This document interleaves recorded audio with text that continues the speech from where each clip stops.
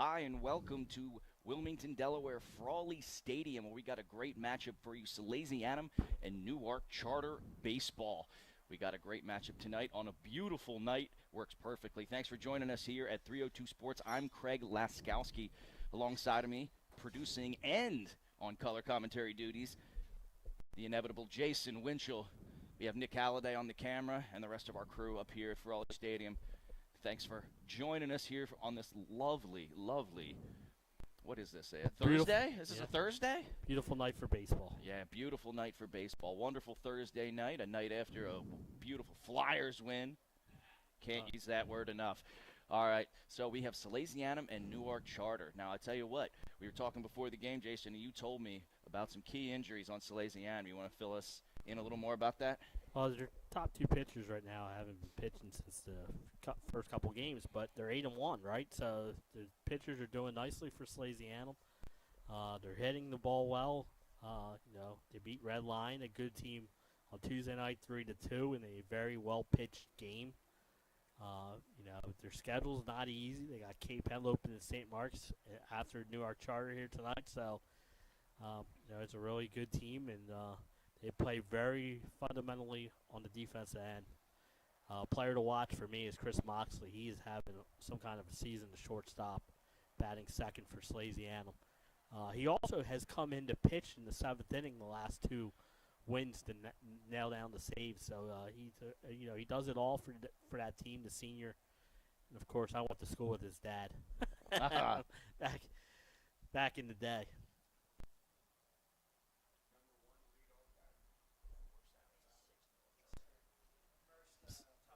So it is a top 10 matchup. Yeah, so Salesianum coming in as the number 4 seed. Newark Charter is the number 6 seed. Team. And I believe Salesianum only lost to Dover. I believe it was a 5-3 contest earlier in the season. So Salesianum, a lot to play for here. But we got two great teams. Newark Charter, all through their sports, are coming up through the ranks, as we saw during the football season and basketball season. Newark Charter had a nice win against St. Mark's on Saturday down at the University of Delaware. They're led by their ace, Dylan Griffin, who shut down St. Mark's, held them to 2 runs, which is not easy to do against that St. Mark's lineup. I'll tell you what, man, baseball up and down the state in Delaware this year is off to a great start. Speaking of, I know you're an Archmer grad. I was over at Archmer today. 7-2 Tower Hill were playing there, and when I left, Archmer had a 2-1 lead. But that was a good game too. So I mean, a lot of great teams up and down the state. Yeah, I've had a lot of fun watching baseball this season in the state of Delaware. I think I've been more into it than I ever have been with the parity that's going up and down the top 10 right now. You never know who's going to win on a given night. We haven't had a ton of blowouts. There have been some, but I think this one's going to be a good one. And we're going to have Brooks O'Hanlon from Salesianum leading us off. What Brooks is good with his speed. So if he gets on, a walk or a single, sometimes it could turn into a double or triple because he can steal some bases. So it's important for Newark Charter to try and keep him off the bases. And then, like I said, Chris Moxley's having an outstanding year. He's second for Sal. And then when you get to Jack and Landon, both of them can hit the ball deep. Jack, I think, has 3 home runs this year for Salesianum. And our pitcher for Newark Charter, Tristan Tinnen. He's a lefty. So definitely a different look for those right-handed batters. And here we go. First pitch of the evening. And it's in there for a called strike. 0-1.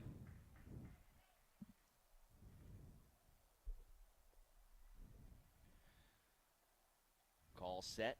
Off-speed pitch. O'Hanlon almost caught up to it, but he fouls it straight back. So now we're seeing a little bit of Tinnen's arsenal here. Yeah. And the one thing about these Newark Charter pitchers, they don't walk many people. They throw a lot of strikes.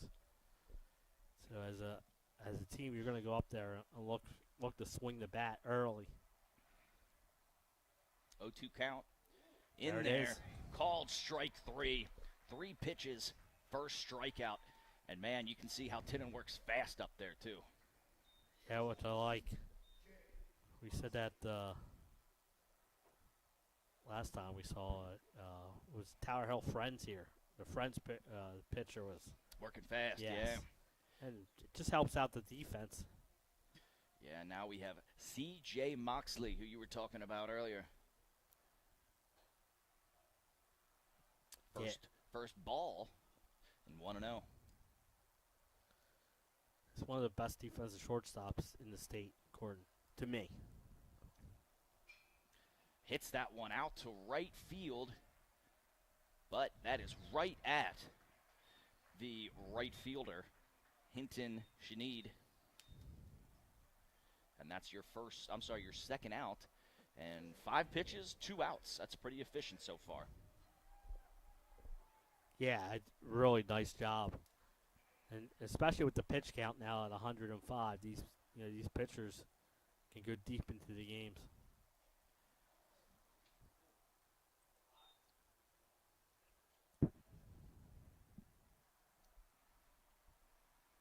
1-0 as that one's called a ball. Tinnen winds and fires off-speed pitch. Looking for that back foot slider. Gets away from him a little bit. 2-0. And the pitch. In there for a called strike. 2-1 the count. Yeah, nice job. That's a good 2-0 pitch right there, right on the corner.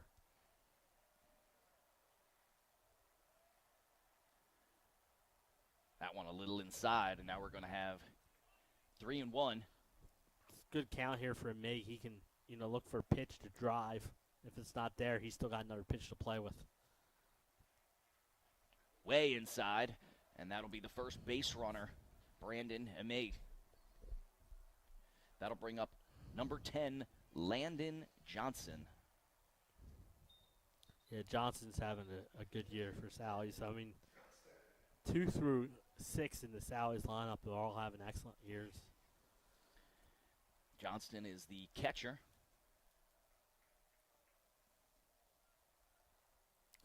Let's see if May gets on the move here.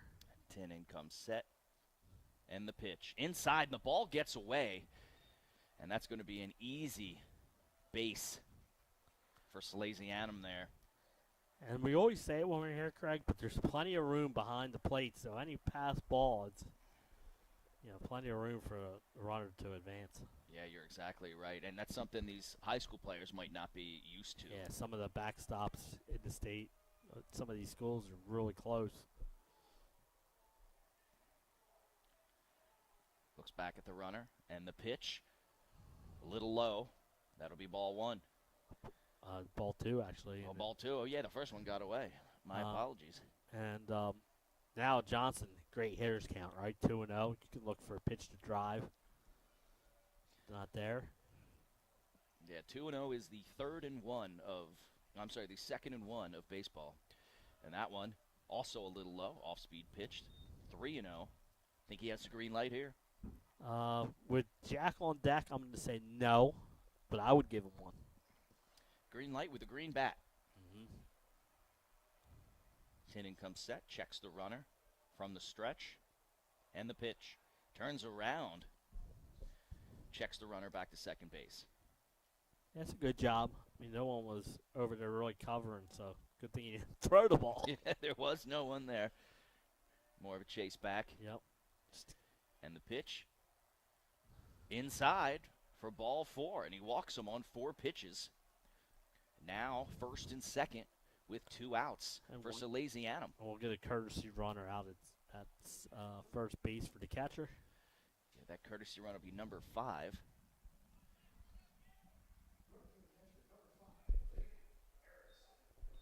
Harrison will be running. And then Jack Bujanowski, number 20, the left fielder. Yeah, he was DH in the last couple of games, so it's good to see him back in the outfield. Way inside, almost got the sleeve there. 1-0, and Tinnen seemed so comfortable through those first 2 batters, Jason, and now he's run into a little bit of trouble with 2 outs. Well, that's what this 3, 4, 5 hitters for Sally's do. They put pressure on these pitchers. That one a little high. So now he's thrown 6 straight balls. And the count is 2-0 to Bujnowski. I'm surprised how close in the infielders are with Jack's power up there. That ball's popped up. In play, and almost a wonderful catch made there, but he could not control it. That's a tough play. I mean, that ball was not up in the air long. He did a long ground to cover, but he did get there. Man, it's not an easy play. He did everything but make the catch. That's Bigliani there behind the plate, I believe. Almost made it, sliding into the wall. A for effort. 2-1 the count now. Comes set. And the pitch. High and outside for ball 3. And now we have the ultimate hitter's count of 3-1.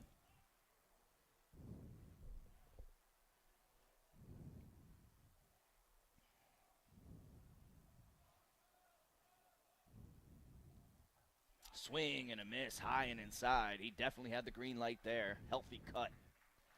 Yeah, and like I said, with the way Jack swings the bat, you give him a green light, but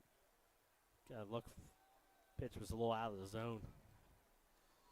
3-2, full count, 2 outs. Good thing is on. the runners will be off on this pitch.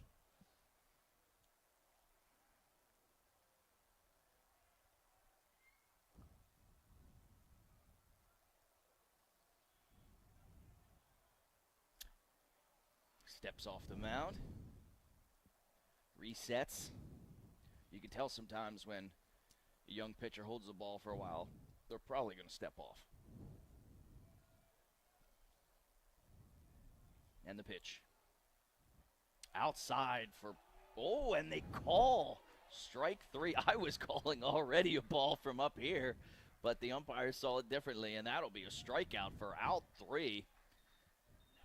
Don't think Salesianum's happy about that call. As long as he's consistent all night, then you'll take it. But I mean, that pitch was a couple balls outside. I would have been patting my helmet if this were the if this was the MLB. I would have been patting my helmet for the ABS check. But now as a hitter, you gotta be aware of that's his strike zone. He's going to go outside a little bit. Yeah, that ball just, I mean, from our vantage point here, we were right behind home plate, and that looked a little outside. I think even the catcher, Bigliani, was surprised that was called strike 3. But they will take it, and hey, umpires do not have an easy job, especially in the state of Delaware. No, like I said, if he's consistent all night, yes, you won't hear coaches complaining. When you're not consistent, that's when you'll hear the coaches complaining. And I always tell you this, Craig. I like the bigger strike zone umpires at this level because, you want to. If the pitch is there, you want these kids swinging the bat. Not only do you want them swinging the bat, but you also want the pitchers. Yep. You want the pitchers to have a little more confidence at this level because, let's be honest. Some of these kids will be headed to the next level, and they've got to really hone it in. And sometimes, that strike zone when you get to the next level is so small, you got to start somewhere. Yep. At least that's my philosophy on it. But maybe I'm being too easy on everybody. But that was a good job getting out of that jam. So he struck out 2 and walked 2 in that top of the first inning. He did. He looked so comfortable through those first 2 batters. Struck out the first, the second one. Quick pop out to right field, and then he ran into some trouble, but able to get out of it. However, we'll have to keep an eye on that pitch count.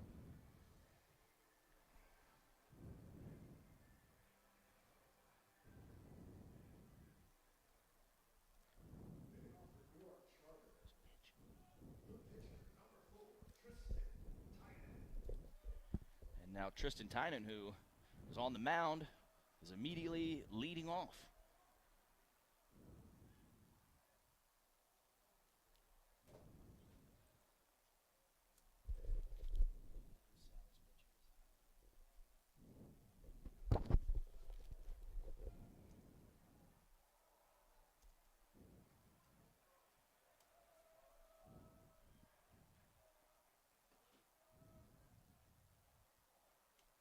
First pitch, way inside, and that goes to the backstop.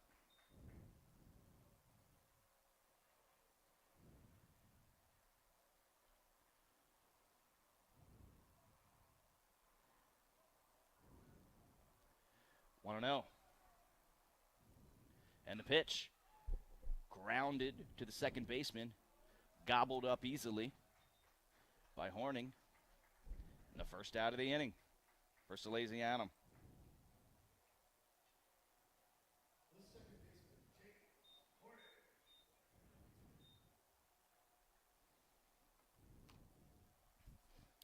If I'm not mistaken, I believe that is McSorley on the mound.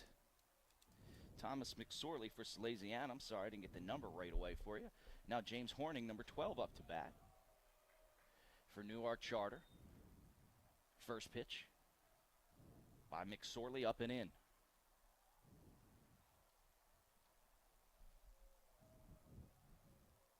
And the pitch, up and in again. 2-0.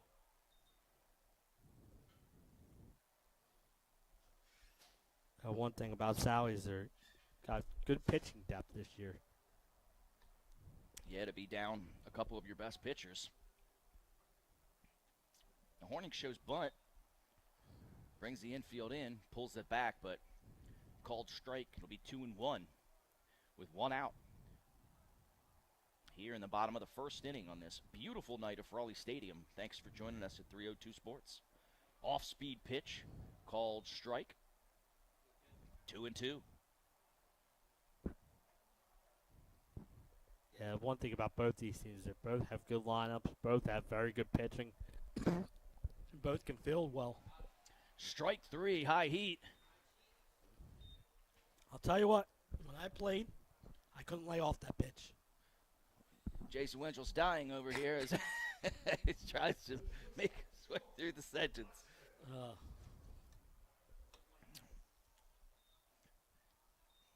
Yeah, the high heat's a tough one to lay off because it looks so tempting to crush, and yet most times you're just going to swing through it.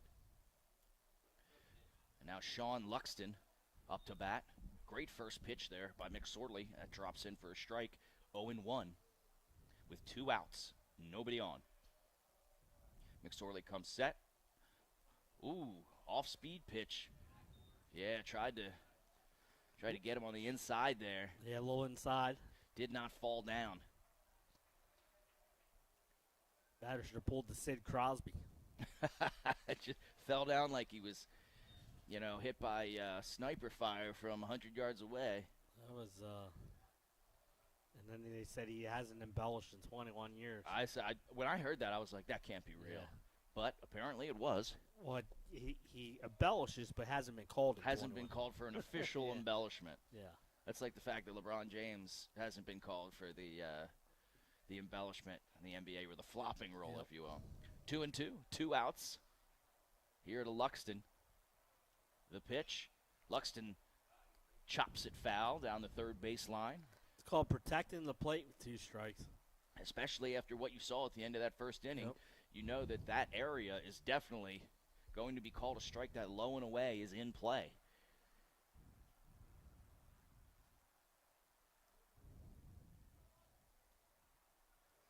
Luxton.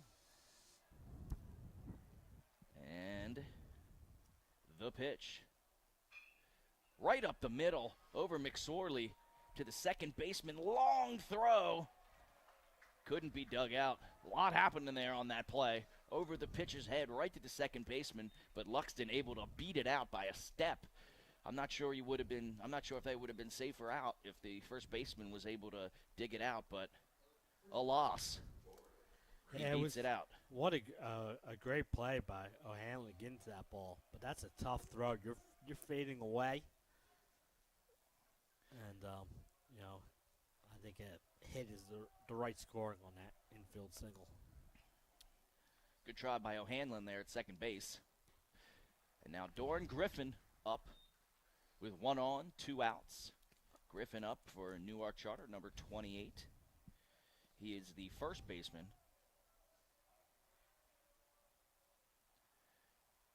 Nice off-speed pitch there. Falls in, had him fooled completely. 0-2. That's a great off-speed pitch. Like you said, he had him fooled. Buckled his knees. Yeah, Griffin's such a good hitter, so you want to try and keep him off balance. That ball bounces in there. Going to have a chance at second, but instead it goes into the outfield, but backed up by the center fielder. But Luxton goes to second base on the pass ball. Yeah, I mean, Johnson dug it out pretty good. His throw was just a little off. Like you said, that's huge now because that gets the runner in the scoring position here with 2 outs.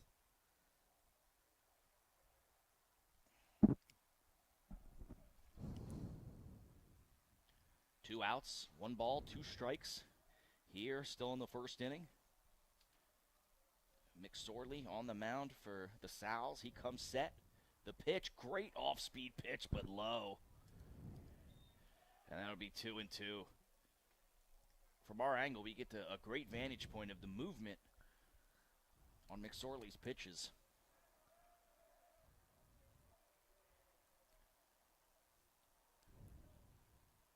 Almost hits him, and that'll run the count full for Doran Griffin. See what these, both teams, when you get to the middle of the order, their hitters are a little bit more patient. Yeah, we've seen it both ways. 2 quick outs, and then the base paths start to clog up. Griffin comes, right up the middle with a grounder. Great stop by O'Hanlon, and he almost got him. That's 2 great plays by O'Hanlon at second base there. But we will have runners on the corner, first and third, 2 outs. I mean, it's a great play because he saves a run by getting to the ball. Probably wouldn't have made the throw to first base, but good job by the first baseman digging that out. And he still almost got him. Yeah, you're right. It was close. That was much closer than I expected that play to be. Now Shane Connor, number 9 for Newark Charter, up to bat. So 2 infield singles for Newark Charter, 2 walks for Salesianum in the first inning. So that's a first pitch ball.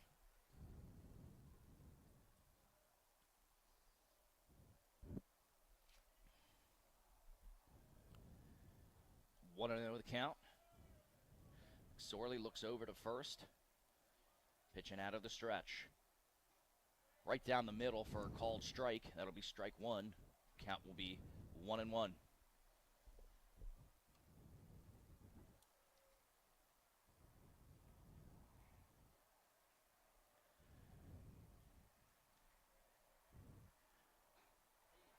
Right down the middle again. 1-2. It almost seems like Connor's sitting on that curveball. yeah. And he got 2 fastballs. You go back to the fastball here, Craig, or you throw the curveball now? He's definitely in Connor's head for sure. The pitch, another fastball. That one goes up and out of play behind us. Up into the private boxes here at Daniel S. Frawley Stadium on a beautiful Thursday night. Yeah, one of my favorite places to watch a game here in Delaware. Absolutely. Great atmosphere. 1-2 the count, 2 outs. Runners on the corners. High and outside. Runners going, and that one goes into the outfield, and that'll be an easy run. I think an ill-advised throw there by Landon Johnson of Salesianum, and an easy run on the double steal. That'll make the game 1-0, the first run of the game. Yeah, there, Craig, it's right. It's 2-2, 2 outs, runner on. Just like the jump that he got, number 1 to start with. It's almost like the pitcher was worried about. Said, "I'm just going to go after the batter." The catcher, I think, just tried too much. That's one where you probably, like you said, just throw it back to the pitcher. That one's popped in the infield. Shortstop comes in and makes the play, and that'll retire the side. But 1 run comes across on the wild throw on the steal, and that'll make it 1-0 Newark Charter. We'll be back right after these messages, 302 Sports. Paint Doctor, making house calls for your sick walls. Richard C. Edwards Jr., the owner of Paint Doctor, started it all in 2002. Paint Doctor prides itself on its personal yet professional approach to working with customers and holds itself to the highest standards with all projects. The Paint Doctor staff follows one main objective when performing our services. Customers and their homes are treated with the utmost respect. Our workmanship and quality of personnel is demanded at every step of the project. We treat your home as we would expect someone to treat ours. Preparation before painting is paramount. Just open the door and we will handle the rest. Paint Doctor also believes in a strong community involvement as well by supporting several local sporting teams, leagues, and schools. Paint Doctor services include interior and exterior painting as well as carpentry. Please visit our website at paintdoctorpainting.com for information or coupons to help with your next job. Paint Doctor.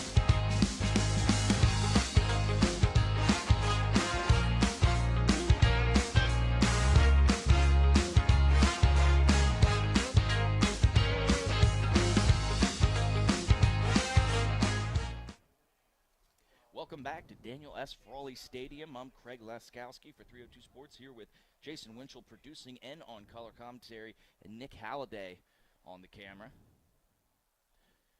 And here for general support in any way, shape, or form. Now we have, I believe, Brady Knabb up to the plate. Number 12 for Salesianum. And Tynan working quick. 2 pitches, that one back, 0-2. And you can see the difference in work pace between Tynan and McSorley. Yeah, yep, absolutely. The thing is, you know, you said both had the first 2 outs relatively quickly, and then both got it kind of in trouble with batters 3 and 4.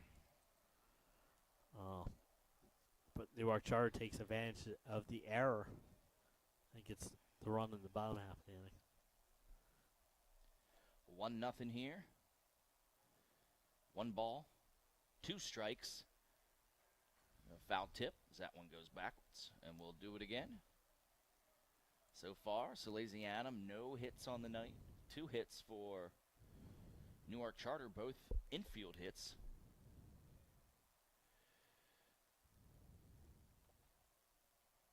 Tynan with the pitch. Strikes him out, up and in. Great pitch by Tynan to come inside there. Great pitch. Very nicely done.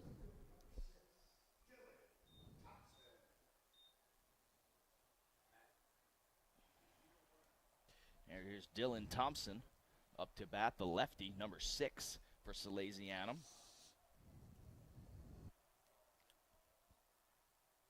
First pitch, low and outside.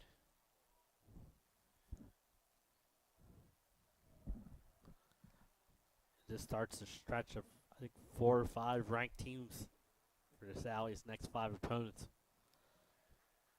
That one's also low and outside for ball 2.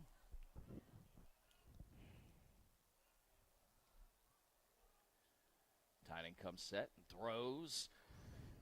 Swings through that one. Does Dylan Thompson. Off-speed pitch fooled him. He was out ahead of that one. Yeah, he's thinking 2-0 fastball he's going to get, and great all-speed pitch. 2-1, 1 out. The pitch, that one flied into left field, but no problem there for the left fielder, and that'll be 2 outs. And then 2 quick outs again to start the inning. Now Jackson, I'm sorry, Chase Holston up. That's number 7.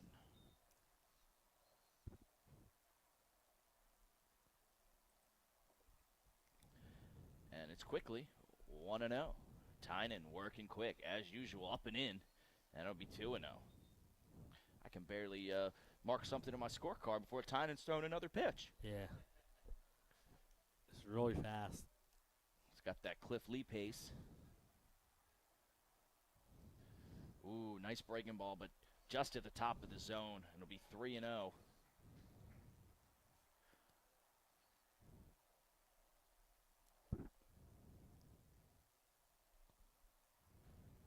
one drops in there for a strike. 3-1. Yeah, he was taken all the way there, Craig. Yeah, that bat was not going to leave his shoulder. Tynan comes set. And the pitch. Right to the third baseman, a hot shot. And that'll be the third out, a 1-2-3 inning for Newark Charter. That was Letchuk, I believe, who caught that at third base. Yeah, he was positioned well because that ball was hit hard off the bat. Yeah. Again, that's what you do, right? You got a 3-1 pitch. You're looking for a pitch to drive, and he didn't miss that, man. He lined that smash, but right at the third baseman, and a 1-2-3 inning, and McSorley gets right back out there. Back when I played, my coach always said, you make hard contact, he'll never be mad. Yeah. So Yep. hard contact's good. Sometimes the defense is just in a good spot. It's all about positioning, right? And a lot of times fielders are going to position based on where the count is. And, when you're 3-1, the hitcher batter's normally going to, be on time swinging the bat.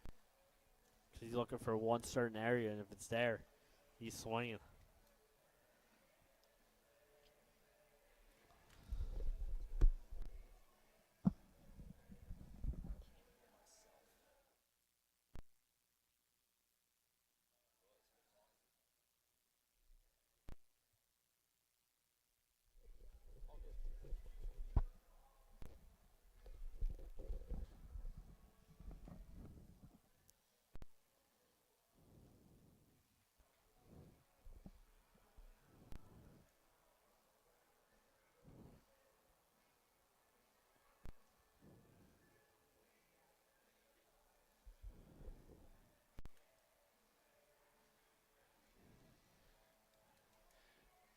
Great day to enjoy a baseball game here as we have a decent little crowd here for a great matchup between Salesianum and Newark Charter.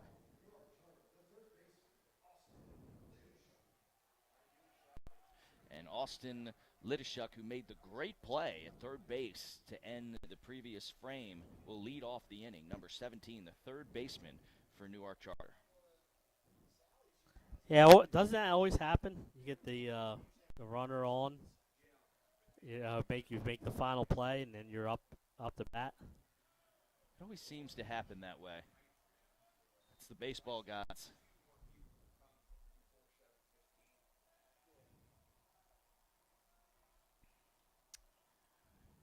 McSorley, the first pitch of the frame, up and in. Second pitch of the frame, my fault. 2-0.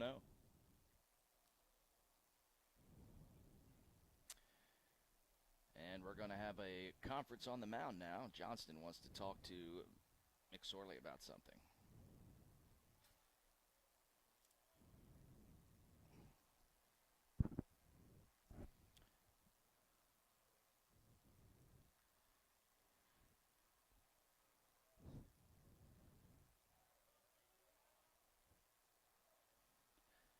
And the pitch, low and outside, 3-0.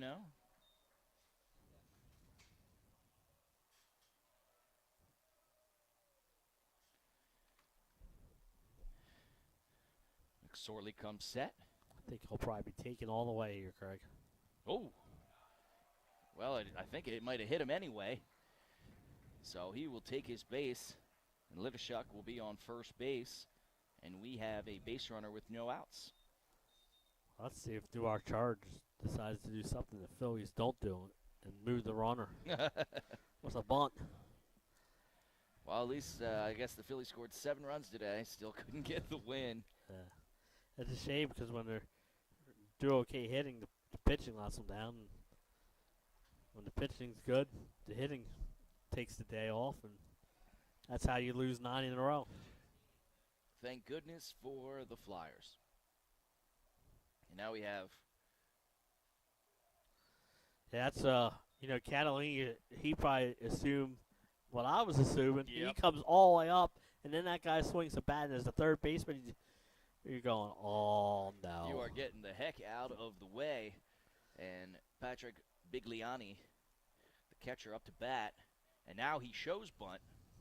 It's 0-1 already. He pulls the bat back, runner going anyway, but the shortstop could not pull that one down to make the play, and that is a stolen base for Litishuk. And now you don't have to move him over. It's one thing I think has given Sally's trouble all year is drawing out base runners, stealing. That was a good throw by Johnson. Moxley just wasn't able to hold on to that one. Yeah, it was a good throw. Moxley just couldn't grab it and make the tag. And now Bigliani will be free swinging with a 1-2 count. No outs. Man on second base.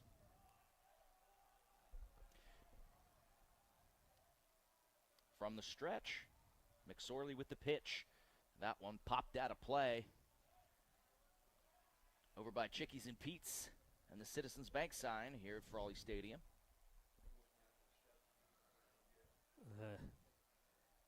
Guy's running down the steps. He might drop his hot dog or cheesesteak, whatever he has in his hands over there. I know it's not Chicky and Pete's because that's never open over here. Unfortunately not. Otherwise, there would be Chickies and Pete's in here. And that one up into the high-priced real estate over the high mark sign. And out of play. Bigliani digs in the box. 1-2, nobody out. Runner on second base, Litishuk. And McSorley comes set. And the pitch. Grounded to the second baseman. He picks it up, easily throws out Bigliani, but the runner, Litishuk, advances to third base with one out. Bigley did his job, right? Absolutely. Move the runner over. A ground to the opposite side is exactly what you're supposed to do in that situation. He moves the runner. Now there's a runner on third with less than 2 outs. And if I'm Sally's, I'm playing the infield in, especially the way Newark Charter has pitchers. You don't want to fall behind too much. And now Litishuk on third base, getting a healthy lead as Jonathan Prey is up to bat for Newark Charter. So you're a catcher now where you have to block everything. Oh, high and inside as he was showing a safety squeeze. Yeah, like you said, I always like high school baseball because you'll see those safety squeezes more where the runner won't take off, but if the bunt's in a good spot, he'll read it. Shows bunt again. This time bunts it down the third baseline. Now with 2 strikes, strategy might change. 1 ball, 2 strikes, 1 out here in the bottom of the second inning. Yeah, now he said you gotta let him swing away here. McSorley comes set. And the pitch. Once again, an outside pitch. Punched out for strike 3, and that'll be the second out. Great pitch by McSorley to paint that outside corner. Yeah. Great pitch. Now you can play a defense back and maybe get out of this inning. And now Shahid Hinton up.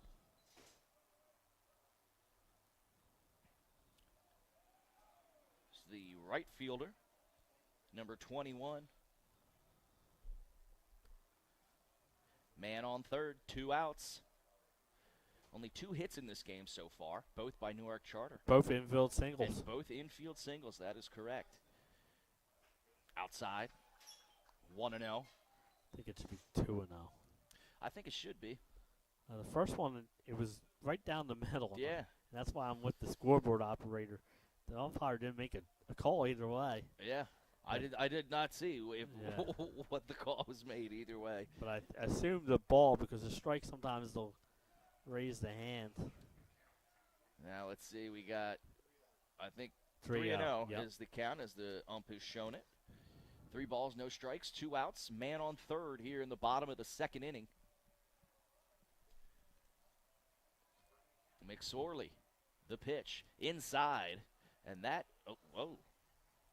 All right, I'm just going to stop assuming the pitches at this point. That is 3-1 as that is a called strike. Full count with 2 outs.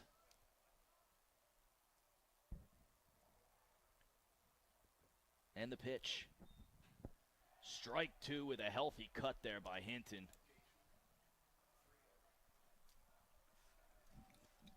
Now the count is 3-2 with 2 outs. Big pitch here.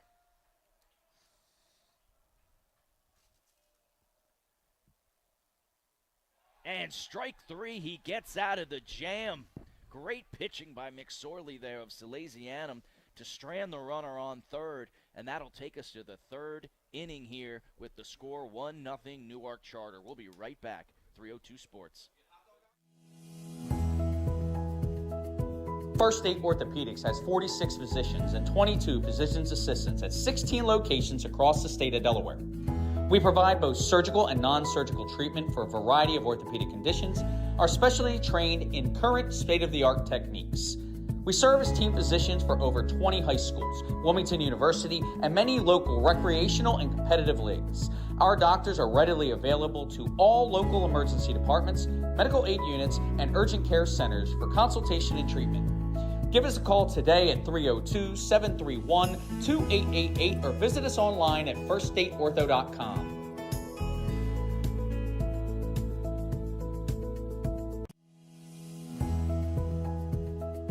First State Orthopedics has 46 physicians and 22 physician's assistants at 16 locations across the state of Delaware.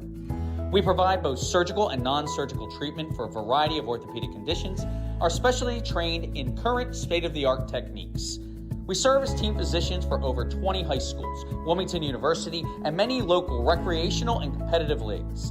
Our doctors are readily available to all local emergency departments, medical aid units, and urgent care centers for consultation and treatment. Give us a call today at 302.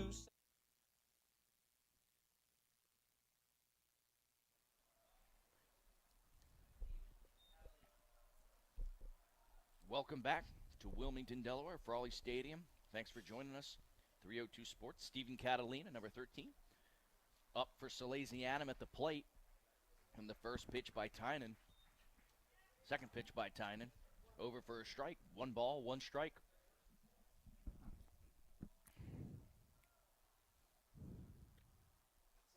The lefty. Very efficient pitcher here. And that's going to be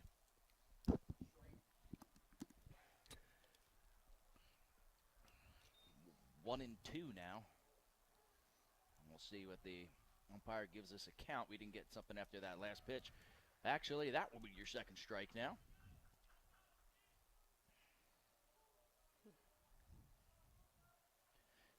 Tynan trying to get the first batter out again, and that one's fouled straight back. If that net wasn't there, it would have hit us. I was ready.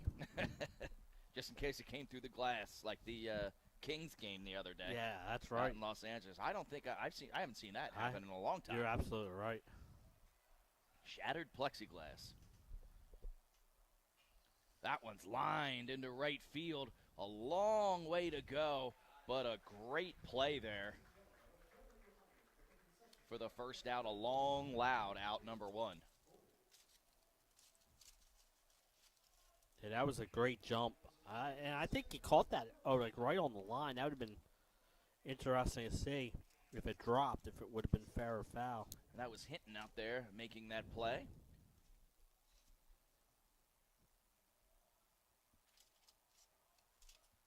And now Brooks O'Hanlon up for the second time tonight. And he lines that one promptly over the shortstop's head and into the outfield for Salesianum's first hit of the game. I think that's the first hit that's reached the outfield. That's true for either team. And now C.J. Moxley. I think the J stands for John. It's John Moxley. That's how tough this kid is.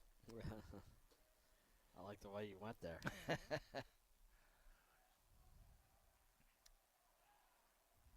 Ooh, Tynan with the pickoff attempt at first base, and I think the sun was. I think maybe the sun got in the way there. As the first baseman, you could see him shield his eyes as if he couldn't see. And then the ball passes, and O'Hanlon scoots into second base.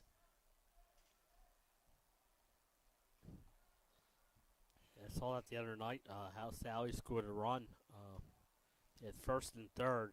It picked off, got by the first baseman. They were able to get 2 runs out of it. So That one fouled straight back, 0-1. The count to Moxley. Yeah, it just looked like Doran on that last play. Looked like he couldn't see the ball when it was coming at him, and he does have the sun setting right in his view. 0-1, 1 out, and the pitch. Outside. at the beginning of the game, I said when Brooks O'Hanlon gets on with his speed, sometimes a single, turns into a double or triple. Turns into the old Little League home run. Yeah, I mean and I think they were trying to keep him close at first base, and like you said, the sun just got in the eyes. And now this is Sal's got a runner in scoring position. Moxley at the plate with a man on second. That one dropped, and there he goes. And that ball didn't get too far from the catcher, and he still made it to third base just like that, so easily. Yeah, and like I said, once that ball gets by you, even if it's just a little bit, with his speed, you got to eat that ball. Now let's see if Newark Charter brings the infield in. They are bringing it in a little bit there. Nice off-speed pitch there for strike one. Again, looked a little inside, but that's been the zone all night. This guy's calling the corners And consistently. So as a batter, you like that. Yeah, as long as it's consistent. And that one skied into the seats over in right field. Once again, going over to Chickies and Pete's. I think these batters here are trying to tell everyone to open up that Chickies and Pete's over there. Moxley, 2-2 count. Moxley flew out to right field. If he flies out now, he could score a run. In there, but low. And now it'll be a full count with 1 out. And O'Hanlon on third base. Moxley, you're correct, he flew out his first time up. If he flies out like that again, that'll be a run scored. Tynan comes set from the stretch, and the pitch inside for, I gotta stop doing that. That is a beautiful pitch on the inside corner that has been called all night, so I gotta stop assuming things. Strikeout for out number 2. Great pitch, right on the inside corner. Oh, perfect. And painted that right. inside corner. And with 2 strikes, it's hard to. I mean, that pitch it looks inside, so you're. Hemmick swinging at the first pitch, and that gets over the net into right field. A long, loud strike one with 2 outs. O'Hanlon still stranded on third base at the moment. Yeah, so in the bottom of the second, Newark Charter had a run on third with 1 out, and we had a strikeout. And same thing here with Sal. He's a runner on third, infield in, and a strikeout. That ball's outside. Maybe who walked his first time up. He did. He walked his first time up. Could not come around to score. O'Hanlon, the furthest a base runner has reached today for Salesianum here in the 3rd inning. Tynan comes set from the stretch. And the pitch. Just a little low for a ball 2. Count is 2-1 with 2 outs and a man on third. Good block. Very good block by Bigliani there.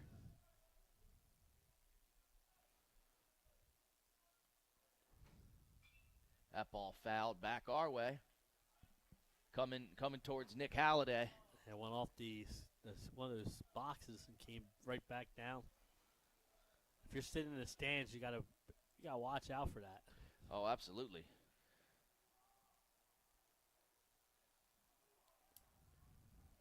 Tynan comes set again from the stretch. We'll do it again.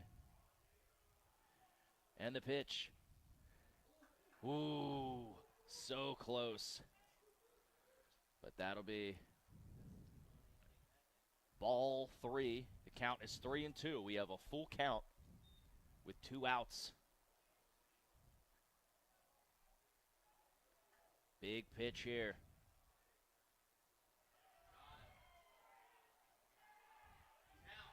Whoa! I think Brooks O'Hanlon thought 3-2. He was running. I'm trying to figure out exactly what he was thinking there because it was a walk. But there's not the bases loaded, so I think he was thinking 3-2. I'm going on the pitch. Yeah. And you got to know, and he's beating his own self up on it. What you like to say? Yeah, you see it. Yeah, he realizes he made a mistake, but that's a tough one. Yeah, he just threw his helmet across the field for, I don't know if it was in the purview of the camera, but you could see how frustrated he was. But you're right, 3-2 full count. He's thinking in his head, which is good fundamentals. 3-2 full count. You're thinking I'm running on the pitch no matter what. And he was halfway down the line, and all of a sudden realized, oh wait, this is not what I should be doing. But to his credit, he actually almost snuck in there. I told you he's got some speed. So Yeah. the fact that he was going on the pitch. Good job by Bigliotti paying attention, too, because you're not thinking he's coming home on that. Absolutely not. And I think you're right. Bigliotti was confused for a second and then realized, oh, I guess I should tag him. So an interesting way to end the top of the 3rd inning for the Sows of Salesianum.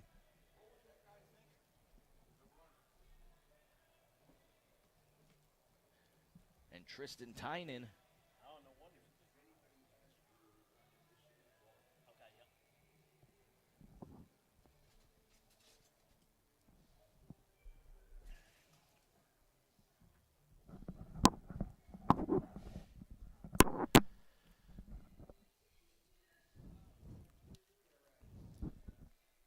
Now the Shadows have left. Just so you guys are aware, we're going to stay with you in between innings. We'll go to a commercial break after every inning and pitching changes. But in between innings, we will stay with you. And Tristan Tynan, number 4, the pitcher for Newark Charter, will lead off. This is his 2nd time up. He flied out his first time.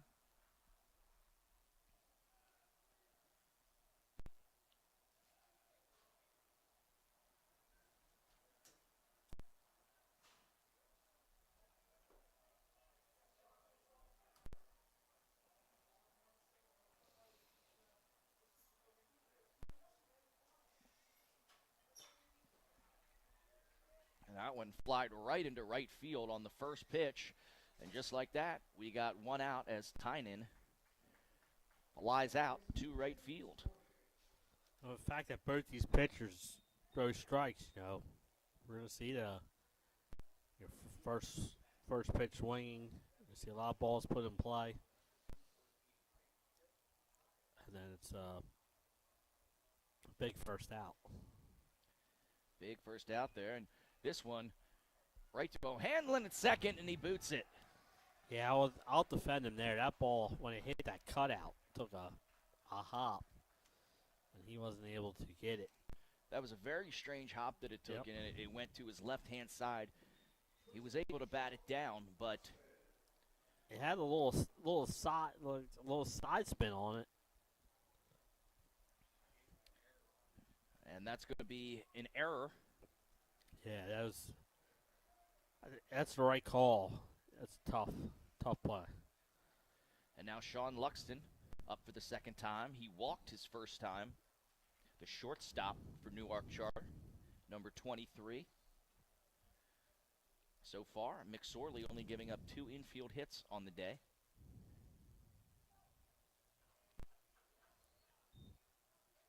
It's a good stop there. The one thing I've been impressed with when Newark Charter gets runners on base, they seem to be in motion a lot, putting pressure on this Salesianum defense. that's Horning on first base. And that one chopped back to the pitcher, but McSorley can't get it. He's still going to try to get the man at first, but he beats it by a step, and there's going to be 2 on, 1 out for Newark Charter. Yeah, and a heads-up play by Moxley there, as no one was covering third base, because the third baseman came in once it hit the pitcher, and Moxley broke over to third base, or we might have had runners at first and third. Yeah, McSorley got a little ahead of himself there and booted the ball, but able to make a strong throw and still almost got the runner at first. But Luxton makes the play look a lot easier with his speed. Now, what are we going to call that? Is that an infield single error? I would probably do that E1. We've had a lot of these questionable right on the fence decisions recently. But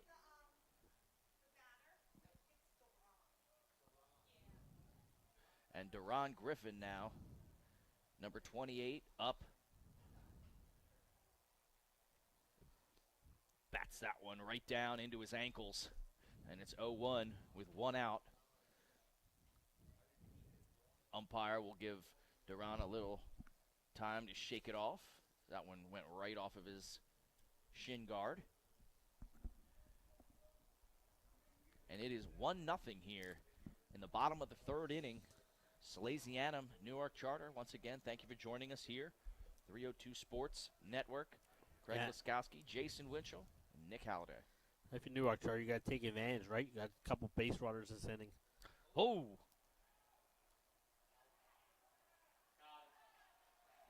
Wow.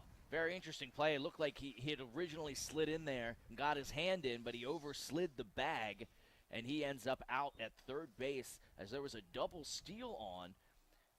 A lot happened in there as the pitch goes over Griffin's head. So the pitch goes over Griffin's head.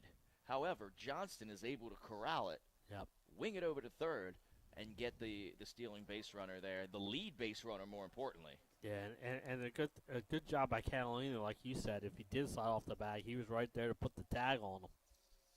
Yeah, a lot happening on that play, a lot in motion, as you say.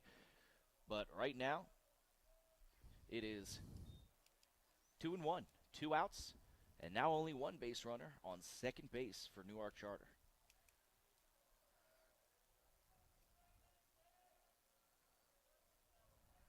McSorley comes set out of the stretch.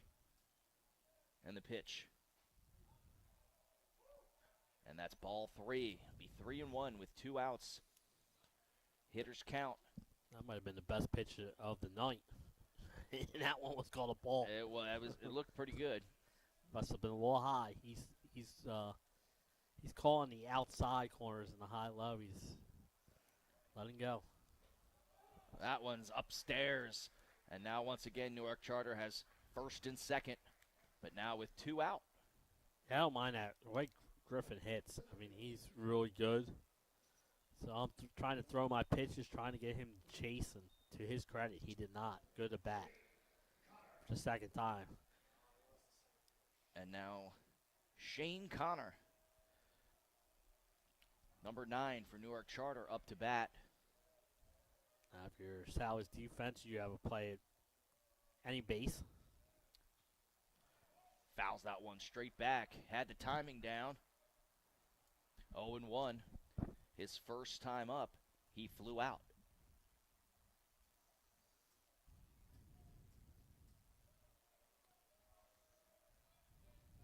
Salesianum playing a standard style, hoping they can throw out a single rather than playing a no doubles defense. And there's the pitch outside corner. Yeah, that outside corner is right now the pitcher's best friend, and it's 0-2 with 2 outs and 2 on. I'd be throwing there all night. McSorley comes set, and the pitch. It's a good curveball that he got a piece of and fouled it out of play, and we'll do it again.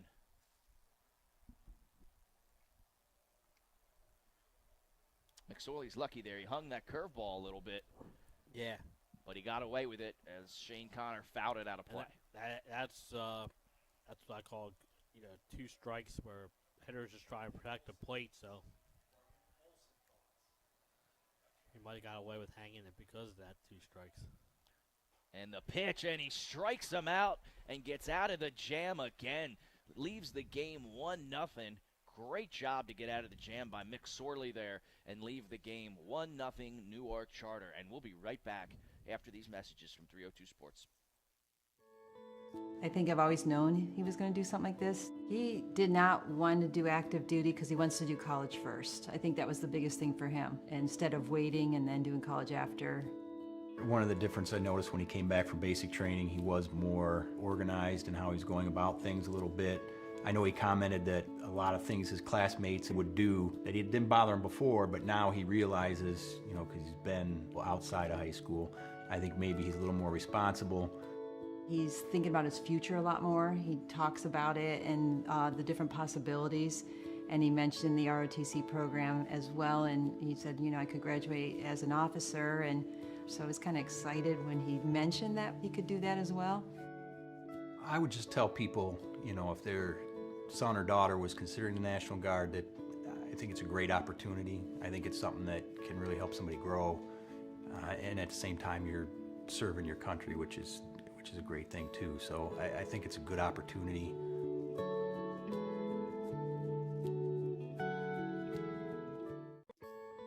I think I've always known he was going to do something like this. He did not want to do active duty because he wants to do college first. I think that was the biggest thing. Welcome back to Daniel S. Frawley Stadium in Wilmington, Delaware on a beautiful Thursday night on the riverfront. We bring you baseball between Newark Charter and Salesianum. A 1-0 game right now, a pitcher's duel, as there's been some action on the base pass, but not a lot going over the home plate of the base path. And that one fouled back our way. Ooh, that hits hard. That hit hard up in the expensive seats. It stayed up there. It did. Might be lodged in the wall. This has been one of those crazy games, right? We've seen base runners on. We've seen guys breaking home on a 3-2 pitch. We've seen Yeah, if you're looking at the scoreboard and you see 1-0, you certainly would not think that we've seen all the action that we have seen. But it's just they've been able to get out of all the jams. And now we had a runner thrown out at first base. Third base. Yeah, third home. It's been a fun one so far for a 1-0 game. And now Tynan comes set, and the pitch. That one popped up on the infield. Second baseman's calling for it, and he makes the catch for out number 1. That was Horning with the catch there.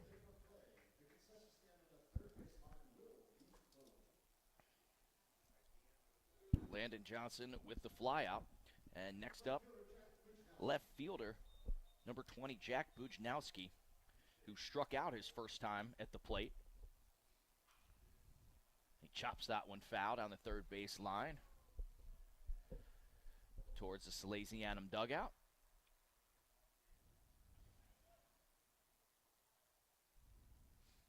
Oh, and 1 the count, and Tynan comes set, and the pitch. Ooh, just missed. 1-1.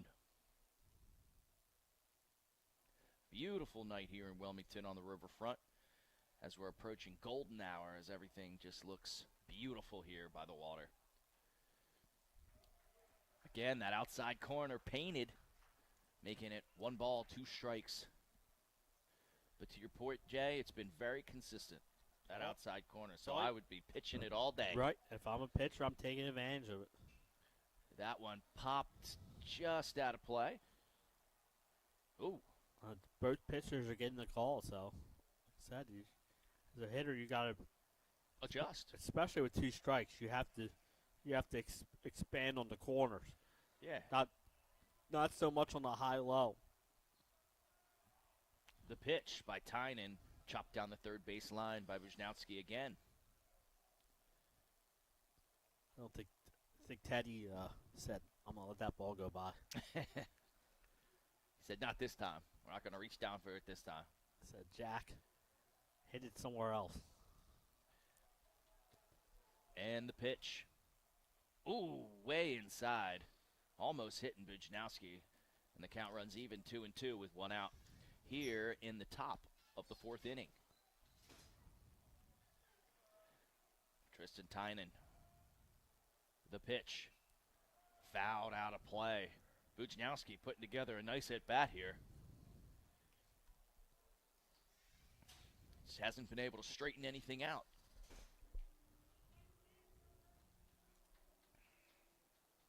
I saw Jack hit one at Sally's over the 391 sign, so he's got some power. Oh, I believe it. And the pitch. He lines that one into center field, but right at the center fielder, and it's absolutely no problem there. Yeah, he drifted that ball nicely. It looked like he was in slow-mo. Yeah. Going over Yeah, there. he really did. And he glided over and made a good catch on it. And that's Connor out there in center field. Off the bat, I looked like that thing might drop in there. Yeah, it hung up. Really hung up there in the air. Yep. Now Brady Knabb up, number 12 for Salesianum. He struck out his first time at the plate. And he's quickly ahead in the count, 1-0. And then that one's back this way again towards the sweets. We've had a lot of foul balls here tonight, correct? Yeah, lots of souvenirs coming out here, although I think they make you give them back. Yeah, here. Any high school game. Those balls aren't cheap. 1-1. That ball's low for ball 2.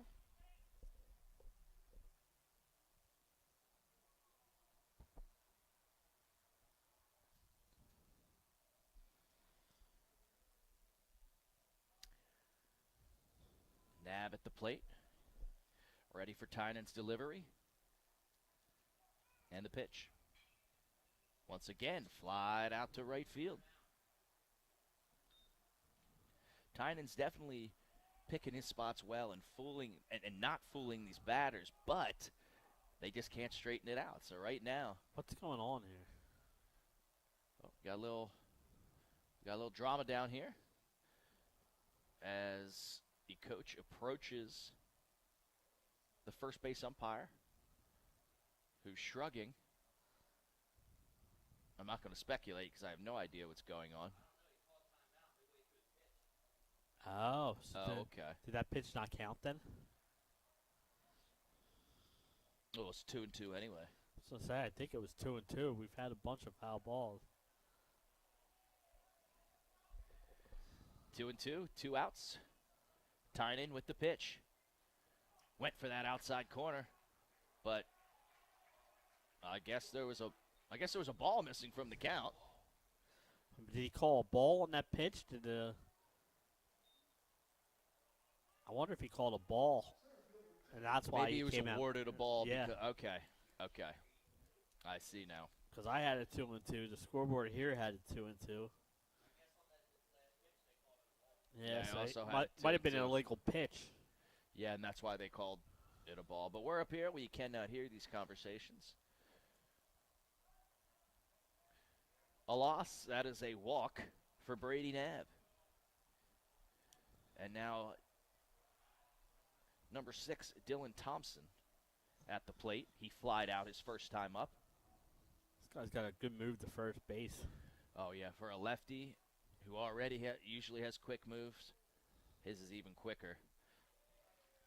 That curveball swung and missed on by Thompson for strike 1.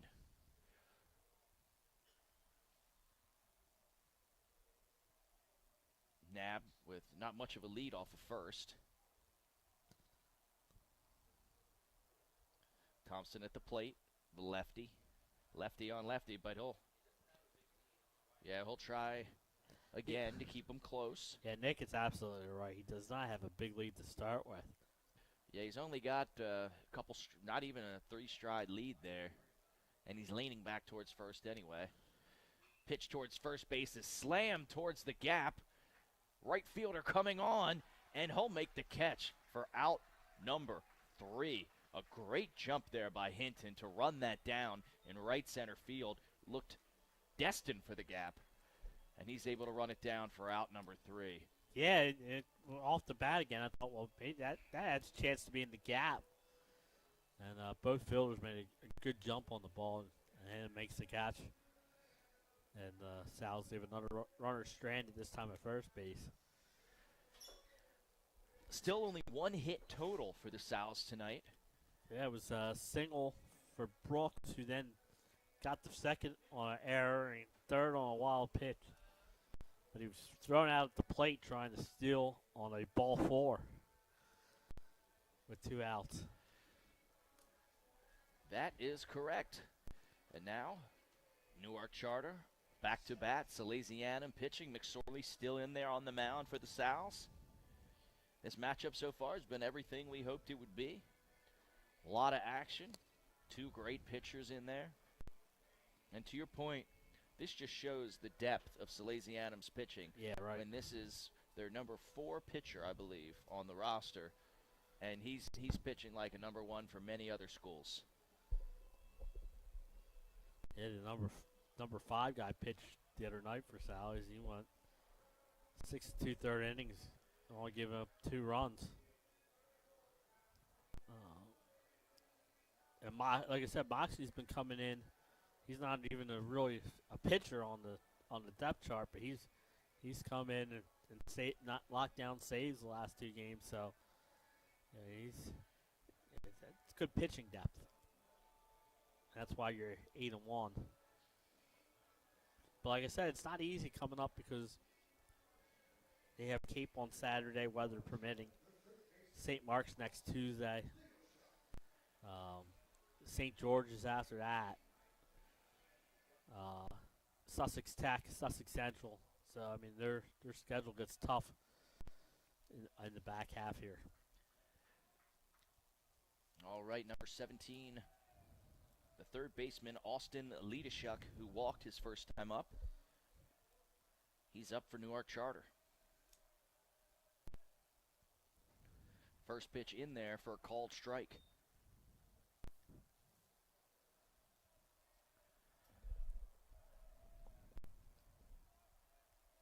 Oh and 1. Curveball gets the inside of that plate. 0 and 2. Great pitch there by McSorley. I've been really impressed with his curveball. He's kept hitters off balance. Fastball outside. 1 and 2. Yeah, that curveball, you can even see the shape of it from here.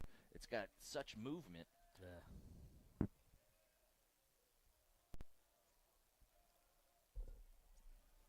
And the pitch. That's low for ball 2. Count runs even, 2 and 2. Nobody out. 1-0 here in the 4th inning.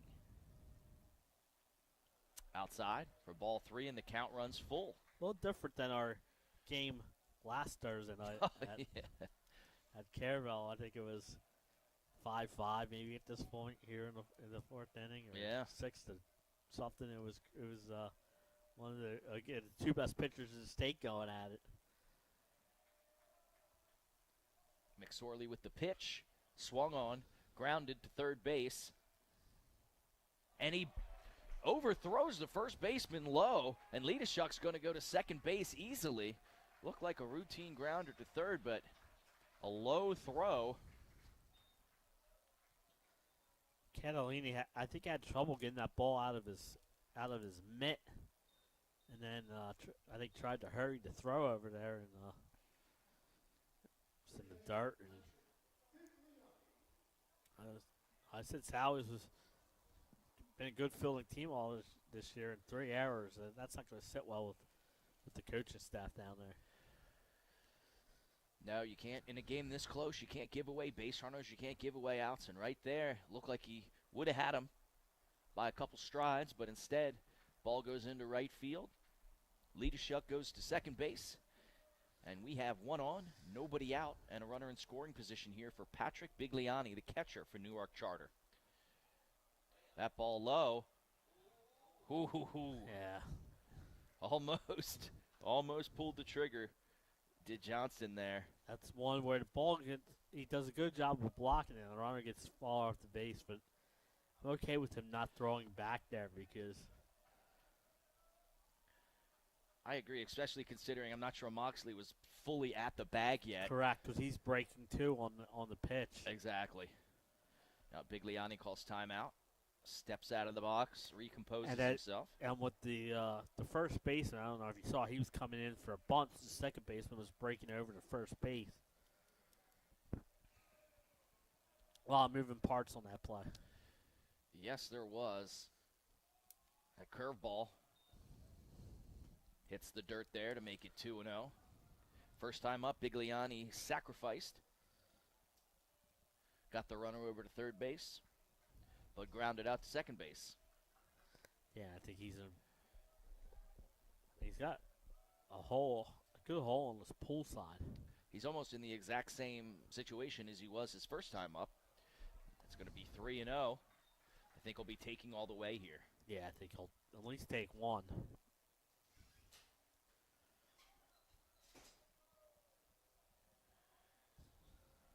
Bigliani ready.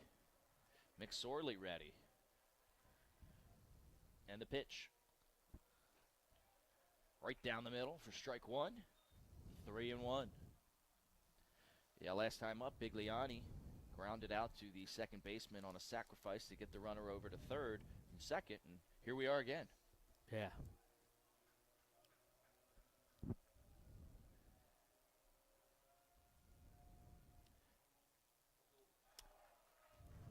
Good stop there by Johnston, but that's ball four, and Bigliani will take first base.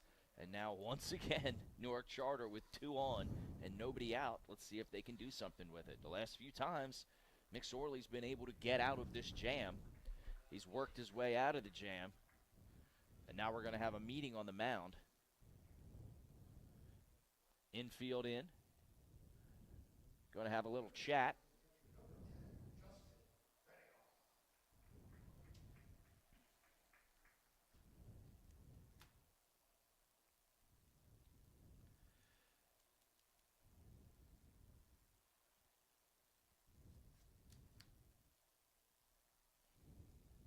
The runners are going back to the base now.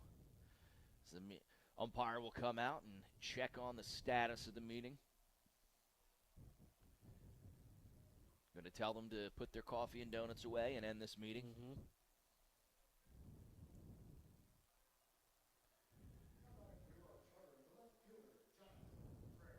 And now the left fielder, Jonathan Prey.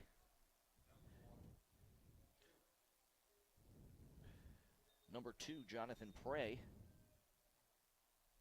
The left fielder who struck out his first time up.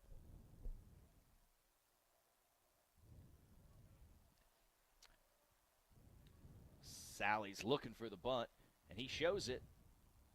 Oh, paints the outside with that strike. Great pitch. 0-1. I was looking to see if Sally has a wheel play on, but not really because Moxie's kind of watching the runner at second base there. Yeah, he's shadowing So right behind him. if you're the bunter here, you want to make the third baseman kind of field the ball. Bunted foul, and now it's going to be 0-2. Yeah, it does not look like they have a wheel play at all. They're all...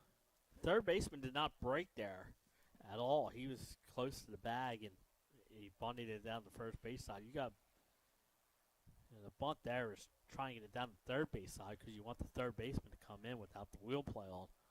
If I'm not mistaken, Jonathan Prey, when he was up before, was in a similar situation and had to end up free swinging after getting 2 strikes bunting. McSorley with the pitch.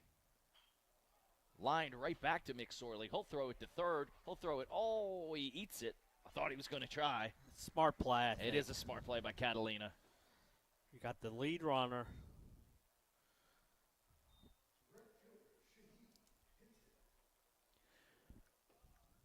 Yeah, you get the lead runner there. You don't want to accidentally throw that away to first base. He might have been a little gun shy after he threw the last one away. Yeah, I was thinking the same thing.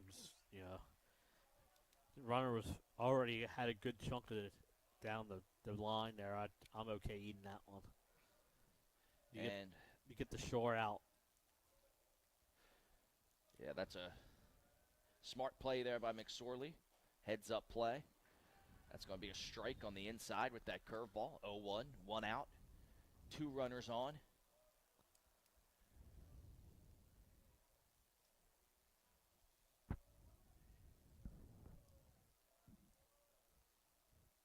McSorley from the stretch. And that's grounded right up the middle to O'Hanlon. He'll flip it to Moxley, who will throw to first base for a beautiful double play to end the inning. And once again, the Sows get out of the jam with multiple base runners on base. That's a great play, and that's why I said you eat that ball on the play earlier, because now you turn to DP. Exactly. Very well done there by the Salesianum infield to get out of the inning. And once again, we have action on the base paths, but nothing coming home. If you look at the box score, you'd think, oh, wow, 1-0. This must be a pitcher's duel. 3 hits to 1 hit? No, not at all. No. We've had a lot of excitement in this game. Really has. Well played, especially on the defensive end, even though there's been some errors. But, Craig, we'll take a break, and we'll come back right after these messages. 731-2888 or visit us online at firststateortho.com.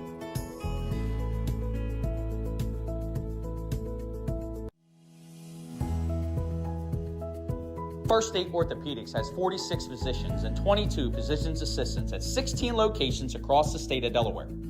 We provide both surgical and non-surgical treatment for a variety of orthopedic conditions, are specially trained in current state-of-the-art techniques. We serve as team physicians for over 20 high schools, Wilmington University, and many local recreational and competitive leagues. Our doctors are readily available to all local emergency departments, medical aid units, and urgent care centers for consultation and treatment. Give us a call today at 302.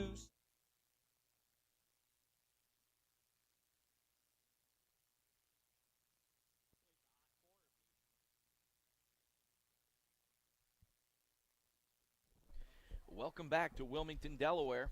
In this matchup between Salesianum and Newark Charter as Chase Holston from Salesianum digs in. And he fouls that right back towards Nick Halliday. Almost through the window.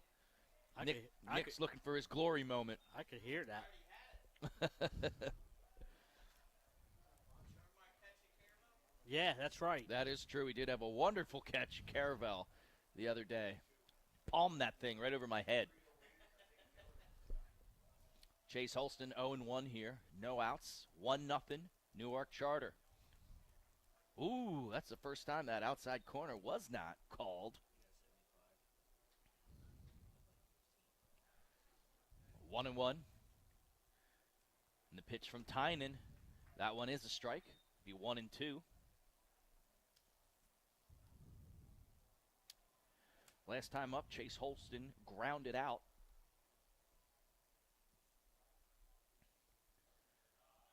Up and away. Count runs even, 2-2.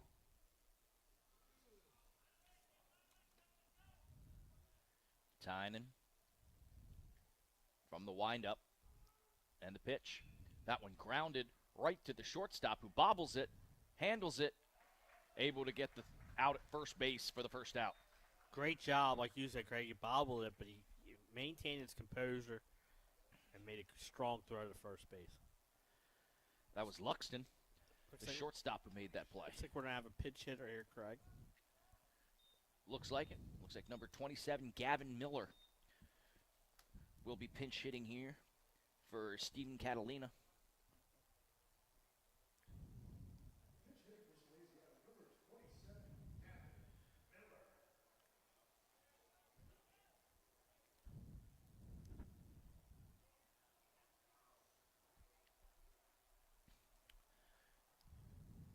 Gavin Miller, a big body, and that's coming right to Nick Halliday, and he catches it. He catches it. It comes through the window, and Nick Halliday catches it again. He had his moment. Oh, the glory moment happens only a few seconds. Right when that was hit, he literally yelled, "That is me," and catches it through the camera well. That is incredible. And the fact that it didn't hit the camera is wonderful. Yeah, We would have had to bill Gabe Miller. Oh, my goodness. I can't wait to watch that one back. Yeah. That was fantastic. Yeah, I came right in. Came right to you. Can we give Nick the 302 Oh, chain? my God. We got to take a picture with him with the ball and the chain. Oh, my. That was a lot of fun. All right. Literally just talked about it. So if Brittany's listening, she'll absolutely love that. She talks about manifesting things. Yeah. We manifested that to happen 2 pitches before. And now back to the game. 3 balls and 2 strikes. 1 out, and the pitch by Tynan rings him up for strike 3. Beautiful curveball, backdoor. Gavin Miller goes down on strikes. That's huge, right? Because top of the order was coming up. You kept the 8 and 9 off the base, and now top of the order comes up with 2 outs. In fact, the player who has the only hit for the Salves. Yes. Yeah. Nick Halliday said, had this been a Bananas game, a Savannah Bananas game, that would have been an out because he caught that clean. Well, he probably would have got a contract, too. Yeah, that's true. He'd be dressed in yellow next week. And the pitch, low and inside, ball 1. What? Oh, you got to wait till we get a picture. And the pitch by Tynan. Brooks O'Hanlon shows bunt. But that'll be ball 2. Last time up, O'Hanlon got the only hit for the Sal's, a single. A single that went over the second baseman's head into center field. This one is driven to left field. I think it was lost in the lights for a minute there, but then caught over the shoulder by the left fielder, Jonathan Prey. We got people making crazy plays all over the place, including the cameraman. I'll tell you what. I think I don't know if he lost in lights or if he just broke in on it, thinking it wasn't hit as hard as it was. And then he had to go back, and he made a great play on it. And my God, what a strange game this is. This has been a wonderfully strange game. But that play specifically came in on it. I think he lost it in this tower light right here, and then goes back on it, and Willie Mays catches it. Willie Mays catches it over the shoulder. Incredible. This has certainly been an entertaining game. I saw a catch of the year today at the Archmere Tower Hill game. Oh, yeah? You know the hill at the Archmere baseball field? Yeah. Ball was hit into the gap there, and the Tower Hill guy laid out like this and made a great catch. Wow. And if he doesn't catch it, it's probably a home run because he left his feet trying to make a great catch. Wow.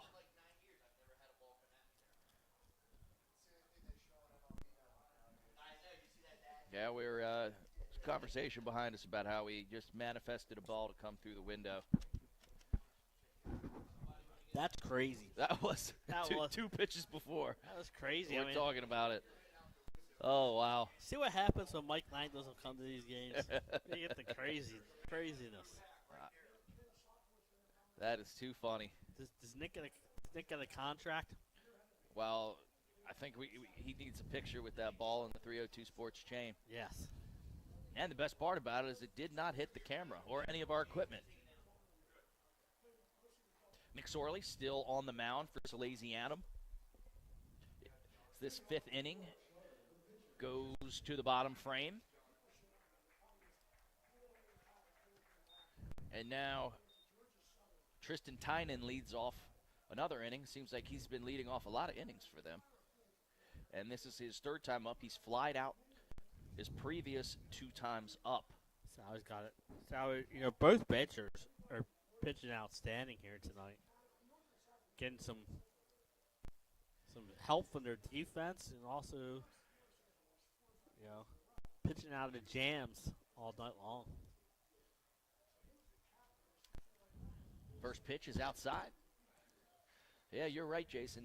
Both these pitchers have shown a lot of moxie, pitching out of some jams, but almost every inning with 1 or 2 men on base. That one's also outside for ball 2.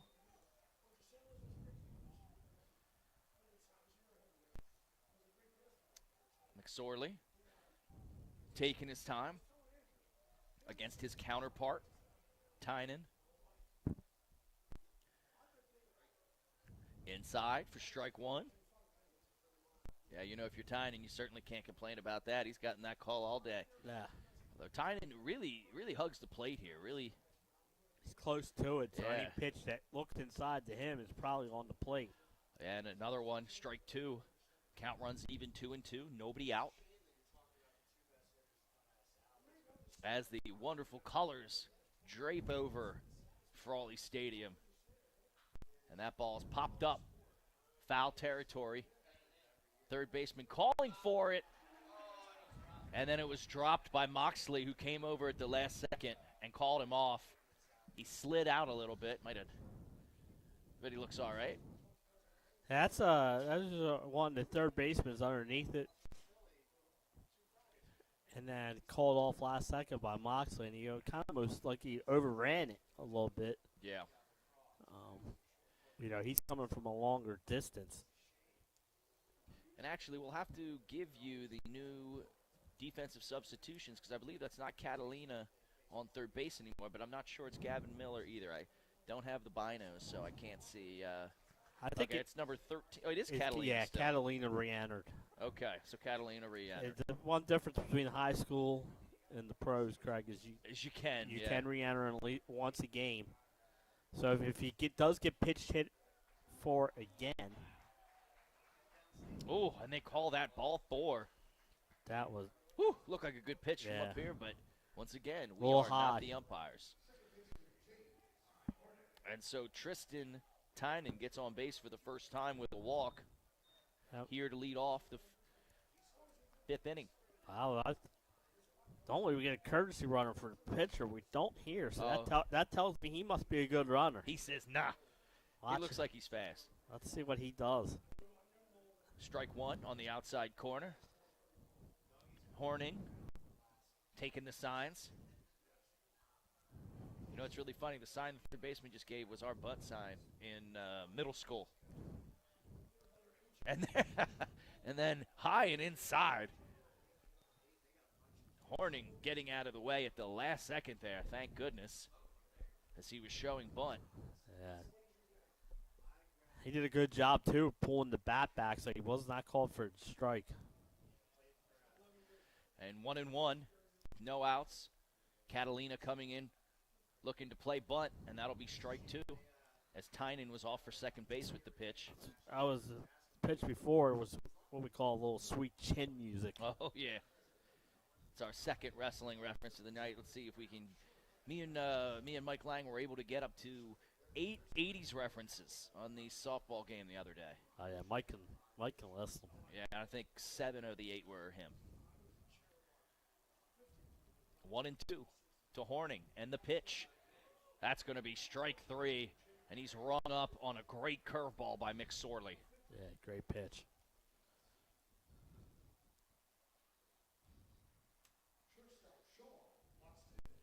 Now the shortstop, Sean Luxton, number 23, comes up to bat. He had a single the last time up. One of the 3 hits for Newark Charter. It was an infield single, as most of them have been. Only 1 hit making it to the outfield today.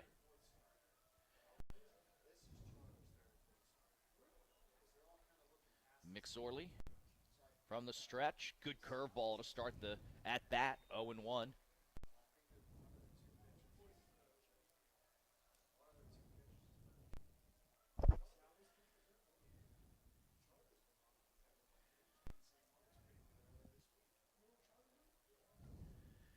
And the pitch from McSorley from the stretch. He'll step off. That'll give Luxton a cut outside the box before he digs back in.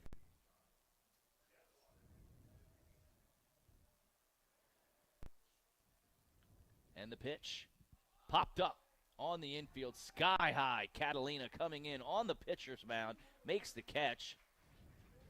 Make sure Tynan's back at first base. That was kind of crazy because McSorley came in like he wanted to catch the ball. As a pitcher, you're telling him. And then he looks like he lost it. Yeah. When you're the pitcher, Now- you just want to get the heck out of the way. The question I have is, was he trying to throw off the runner by like saying, "Oh no, I lost it"? That's a good point. But good job not falling for it, and a great play by Catalini.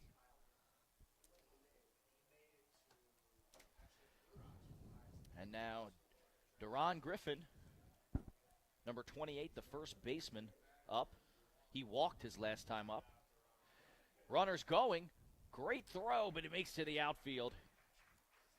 That was a good one-bounce throw there, but couldn't be corralled by Moxley.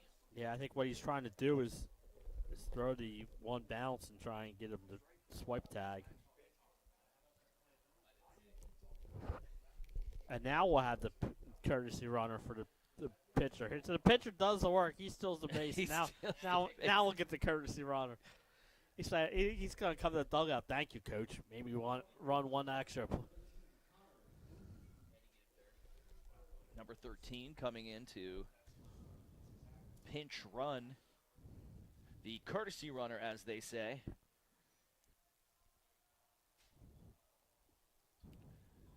Let's see. We're going to get you a name here. I think if I'm Sally's, I'm intentionally walking this guy. Connor Mood. Thank you, sir. Connor Mood, number 13, will be the courtesy runner. Newark Charter is trying to get to the bullpen out there, and it's locked. Oh, they're locked out of the bullpen. They're going to have to hoist each other into the bullpen. Now they're coming back down because the umpires have to hold up the game because they're in fair territory down there. Indeed they are. Although the right field bullpen's open. Yes. This might be a user error. Perhaps they're just not aware of how to open one of those doors.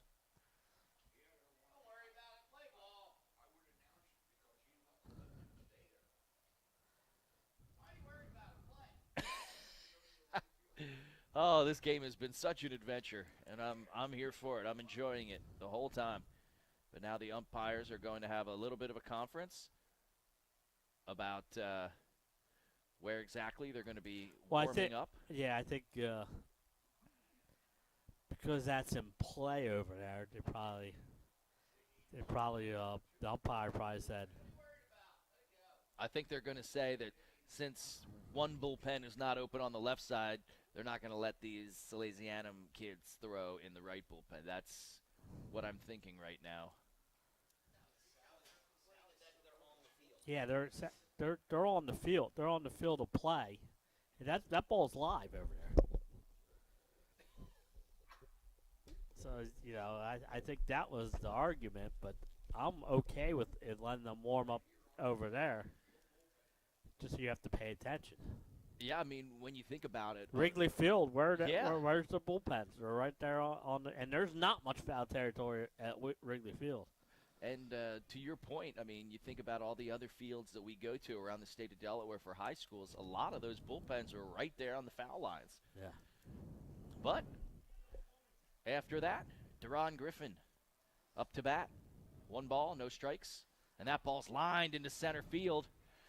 Deep run into the gap, and it'll fall. It'll fall down for a hit in the gap, and that's going to be a stand-up double. The runner will come around to score. Mood scores, and that's a beautiful double by Griffin to give Newark Charter a 2-0 lead. I'm shocked that they even pitched him.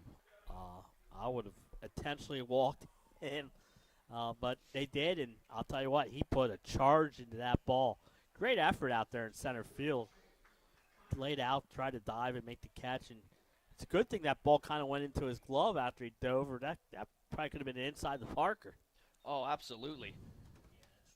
But a good backup there by the right fielder, Brady Knabb, to make sure that that ball didn't go all the way to the wall after the dive. And now Shane Connor, number 9, up for Newark Charter.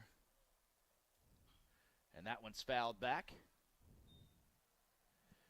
Now we have a 2-0 ball game here. Salesianum being held to 1 hit at this point. Newark Charter's had plenty of opportunities on the base paths, but only plated 2 runs thus far in the 5th inning. Yeah, it looks like McSorley was going to get out of it again there. Curveball hit to the shortstop. picked up, thrown to first base, and that will be the third out, but not before Newark Charter puts another one on the board to make it 2-0. We'll be back right after these messages with the 6th inning from 302 Sports. Wraps, signs, banners, and promotional items that can help your business stand out from the rest. Looking for an excellent way to convey a professional image? Customized promotional products are the perfect way to target new customers, increase employee retention, and boost your brand awareness. Let the professionals at Cassidy Graphics bring your advertising ideas to life. Give them a call today at 302-326-2412. Again, that number is 302-326-2412. Again, Cassidy Graphics. From Fenwick Island to Middletown, Surf Bagel is your go-to spot for fresh baked bagels and good vibes. We're open daily from 6:30 a.m. to 2 p.m., serving up breakfast and lunch favorites like our specialty wraps, made-to-order salads, tasty smoothies, and locally roasted coffee. Be sure to check out our iconic merch, the perfect way to wear the beach life wherever you go. Dine in and enjoy the beach atmosphere, or grab your order to go and hit the road. We're stoked to serve you soon. From Fenwick Island to Middletown, Surf Bagel is your go-to spot for fresh baked bagels and good vibes. We're open.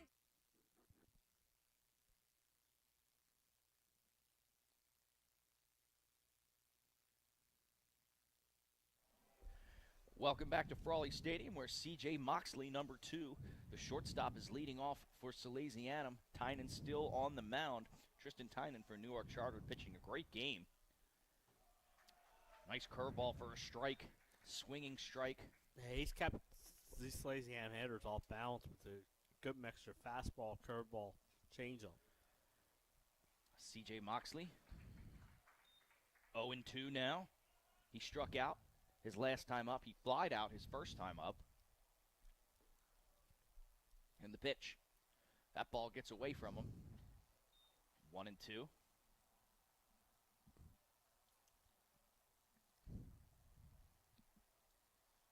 Once again, thank you for joining us here, 302 Sports, on this beautiful Thursday night on the riverfront in Wilmington for this high school baseball game between two of the better teams in the state, 2 top 10 teams. That ball rolls foul, and it'll remain 1-2. I think that went off Moxley's foot while he was in the box, so it was called foul right away. It was trying to come back in, right? Moxley ready for the pitch. Tynan delivers. Inside, but he swings. Third baseman eats it up, throws it, and what a great dig out by the first baseman. That was just a transfer, yeah. It was a transfer after he caught it for sure. But a great dig there by, I think, who's the first baseman there? Is that? I'm losing my mind.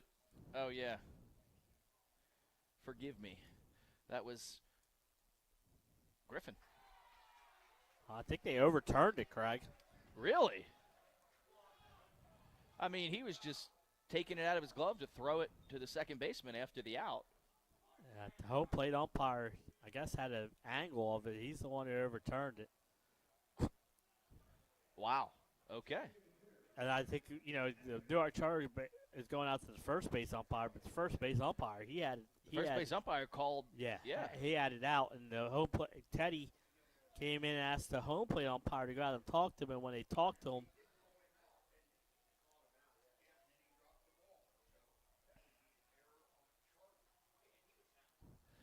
Yeah, I mean, when you look at a double play situation where the similar thing happens, where he gets the out on the base, but on the transfer to throw the ball, it's considered still an out on second base. Yeah, I'm with you. I didn't think they were going to overturn it. And now I think the warning issued to the Newark Charter. Yeah, the Newark Charter was saying that wasn't us. That was the fans. The fans behind them. Yeah. And now Brandon Emig, number 3 for Salesianum.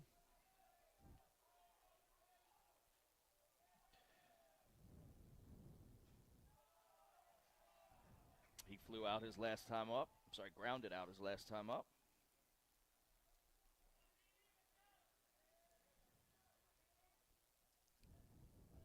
1 ball, no strikes, nobody out. Here in the top of the 6th, a throw over, keeping Moxley close. Yeah, Moxley. Very speedy. Yeah, he would not be afraid to steal, but you know, you're down 2 runs. Last thing you want to do, especially when you're there on a questionable call, is just to stay there and not get thrown out trying to steal.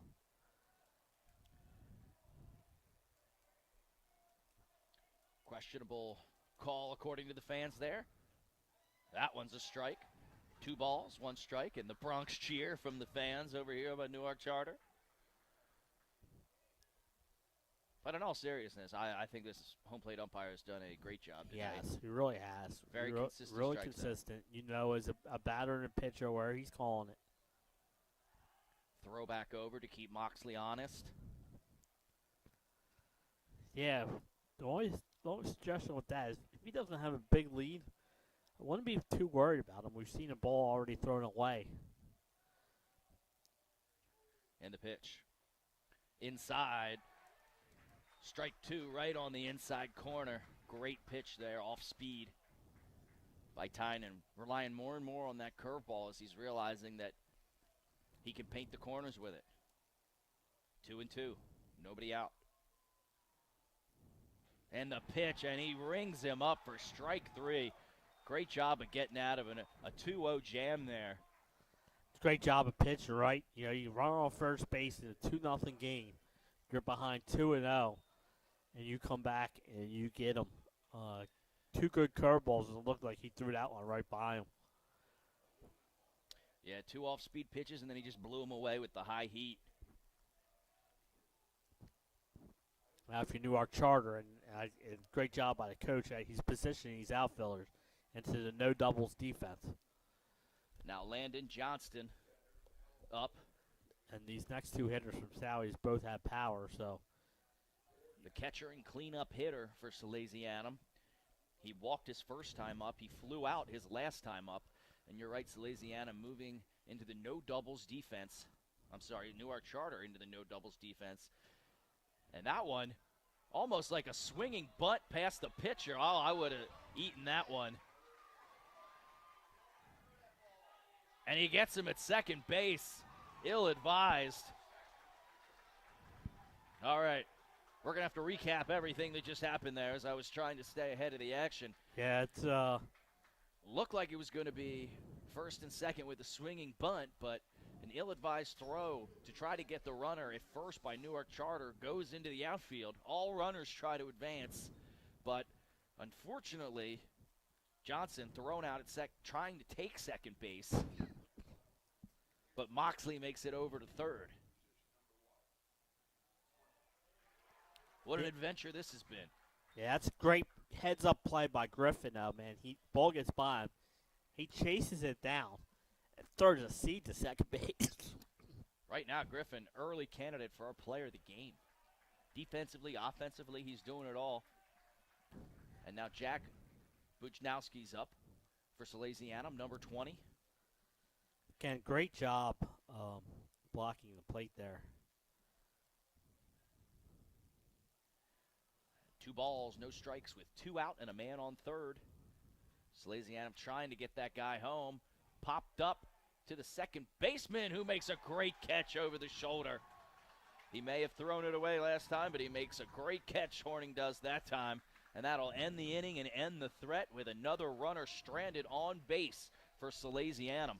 And we'll go to the bottom of the 6th inning here of a 2-0 game. Still only 1 hit for Sally's because that inning was a couple errors for Newark Charter. And like you said, a good job by Griffin on the error of throwing the ball down to second base, getting that out. And then a great play by the second baseman there, chasing that ball down the outfield on a bloop hit. Now, I think with Godfrey out there and Newark Charter out there, I wonder if they're both switching pitchers. I know Sally's is, but we haven't seen anyone come out yet. And now they have allowed Newark Charter to use the right field bullpen that Salesianum was using right over there by the Big Clover for Ferris Home Improvements. So it looks like If I can see that number, is that 4 for Sally's pitching? That is number 4 who is coming in for Salesianum. Let's see if I can pull up a name for you.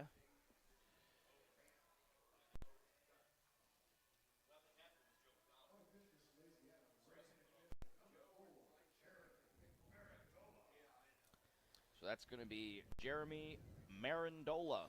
Been to a bunch of Sally's games before, and he was not a name on my bingo card to be pitching, but here we go. Here he is. He's got one job now, Craig. He's got to keep this at 2-0.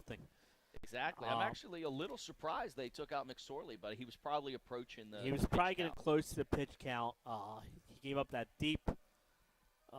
Griffin hit that deep one off him, but really McSorley, he pitched great. I mean, his defense, 3 errors, which normally neither of these teams only make 6 errors, and they are. And there's a difference when you come here to play at Frawley Stadium.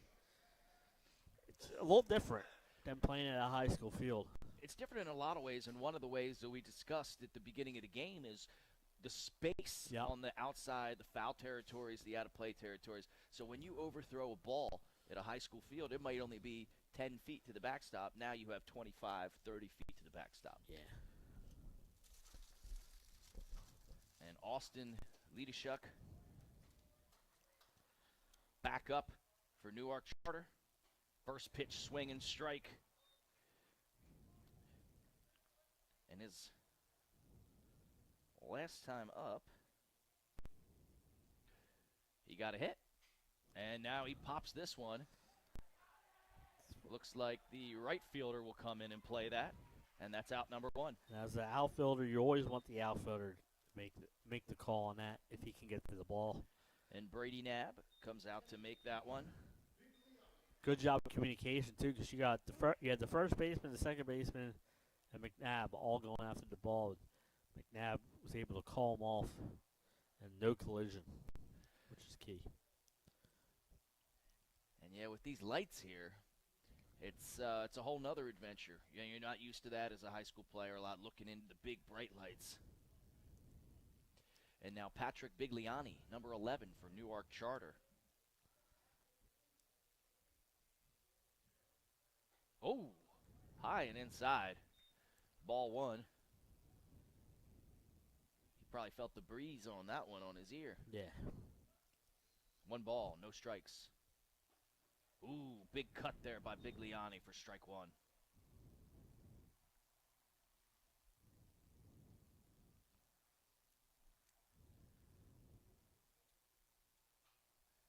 Bigliani fouls that one back into the concourse. Whoa. Almost hitting a young lady wrapped up in a blanket. You gotta pay attention.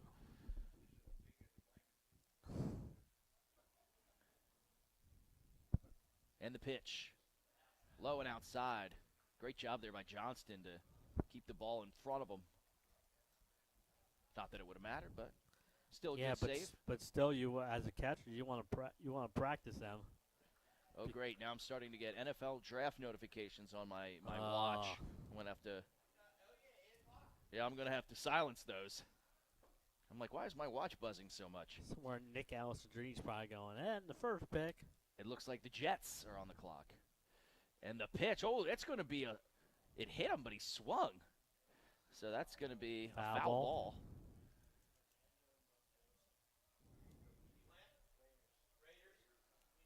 Yeah, Mendoza went 1, and then looks like Bailey went 2 to the Jets, edge rusher. That ball goes to the backstop. It's a strike 3, but he's going to make it to first base on the – we've had everything in this game. Is there anything else on the scorecard that if there's a bingo card, it's filled up? Yeah. So now we have a strikeout. And Nick Holliday got bingo. Yeah. Because he caught the foul ball. And now we're going to have a courtesy runner for Newark Charter. Griffin Irvin is going to be the courtesy runner for Newark Charter, number 1. He's on first base with 1 out.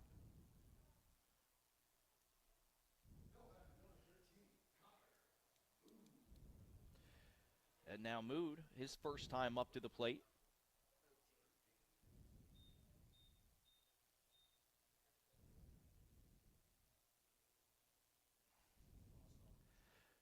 Number 13, Connor Mood, up to the plate. Now the umpires having a discussion with the dugout of Salesianum.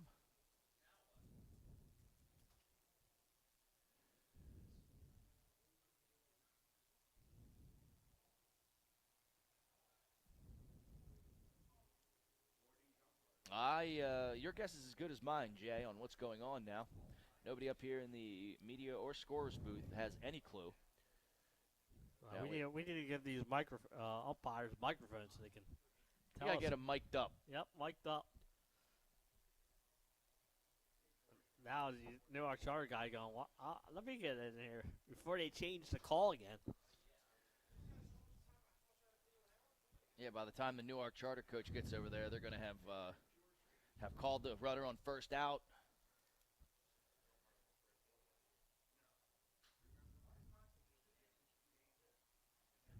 There might be some cerebral games going on here. He's a cerebral assassin. Yeah. Now back to the game once again, as everyone's back in place. High and tight. And it's 1-0. Marandola trying to settle in on the mound. His first couple pitches. And the pitch. 2-0. As you can see, Marandola is very direct and quick to the plate, almost has a little bit of a slide step. He looks at first base. And the pitch. Low and outside for ball 3. Oh, Moxley's going to have to be careful. He throws his hands up. Well, yeah, I mean, it's been called a strike all night. It has been. That is true. Now in the 7th inning, all of a sudden he wants to. That was probably further outside than the last. And that one's a strike. All right. Right after I said how great the umpire had been doing. I think he's upset now because he's getting it from both teams. And, he's safe. It's not going to matter. It is not going to matter as they call that ball 4. Yeah, it's rough when you're an umpire who you're calling a great game, and for whatever reason, there's nitpicking on both sides. Complaining about It can be frustrating. Where they are in the bullpen. See, now they want to bring the bullpen in because the guy's going to be coming off the bat. Correct. It's just. And now look. They're all confused. Everyone's confused. You can see the players They were gonna having run, a little bit of fun with it. Yeah, they were going to run this way. We'll run this way. But that's where they are. So that's where you got to go. You got to go out there when guys getting close to come back up. You got to try and get them back in here. Now Shaheed Hinton, number 21, coming up for the Patriots. He walked his previous time up.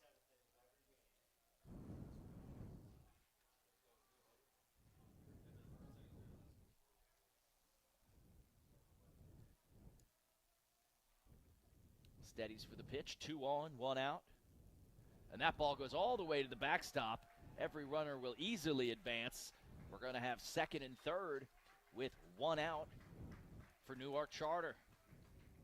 Right now, Marandola just can't seem to find the control that McSorley had all game. Like I said, I've been to a lot of Sally's games. He would not have been on my bingo card to pitch. That's what happens when you got 3 games in a week and you're down a couple pitchers. That pitch skied into center field. Is that deep enough? Throw to home plate goes over, and that's going to score a run and make it 3-0. I'm not sure I would have gone for that throw because now the runner advances to third base. That's Mood who advances to third base, I believe. And that's one of those ones. No. Hinton on third. I don't know. That's one of the ones where, if a good throw, a little lower, maybe. And they're appealing, but I don't think he left early. I thought he left on time. Yeah, absolutely. Great play there. That was right in that middle area where you're not sure if he could make the throw or not, but actually a very strong throw from center field there. And now Tristan Tynan is up for his 4th at-bat. He's flied out twice and walked once his previous time up. And that's where, that pass ball, when you have runners on first and second, if you're up to second and third, and a good job of getting the bat on the ball. Get it out deep enough to score the run, and now you go up 3-0. Well, he pulls off that pitch a little bit, does Tynan. That's on the outside corner, and that's going to be strike 2. Yeah, he was trying to get himself a single and Yep. a run batted in there. Went down on tried to golf it. Oh, great job by Johnston to keep that pitch from going to the backstop. Yeah, I don't know how he did that. That was under. Yeah, under Tynan's feet. Yeah, he jumped up. Mood playing some games over there on third base. And that pitch hits him, I think. Oh, no. It must have been the ground. Good block. I thought it bounced off his foot, but again, a great block by Johnston. And it's going to be 2 balls, 2 strikes, 1 out, 3-0 ball game. Here in the bottom of the 6th inning.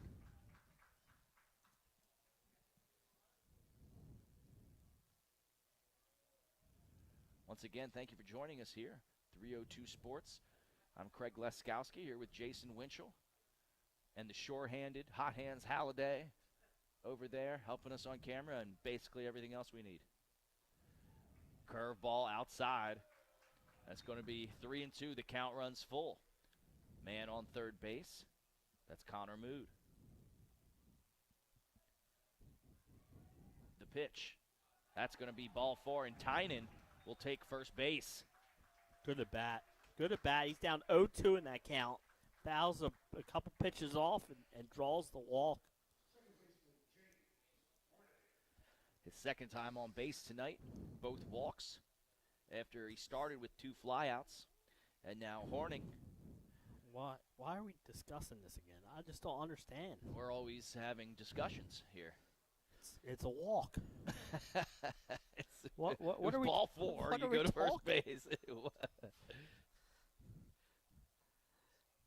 He was probably looking at the time up there, going, I need to get paid till 10 o'clock here tonight. He's like, I think it's hourly. Yeah, let me have some discussions out here. All right, well, whatever that was about.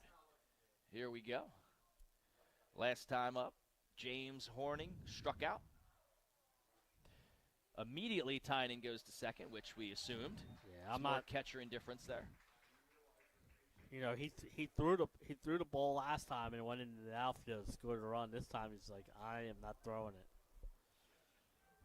But now a hit scores 2 more. And the way Newark Charter's pitching, that lead's probably safe. That ball's high and outside for ball 1. Counts even at 1-1.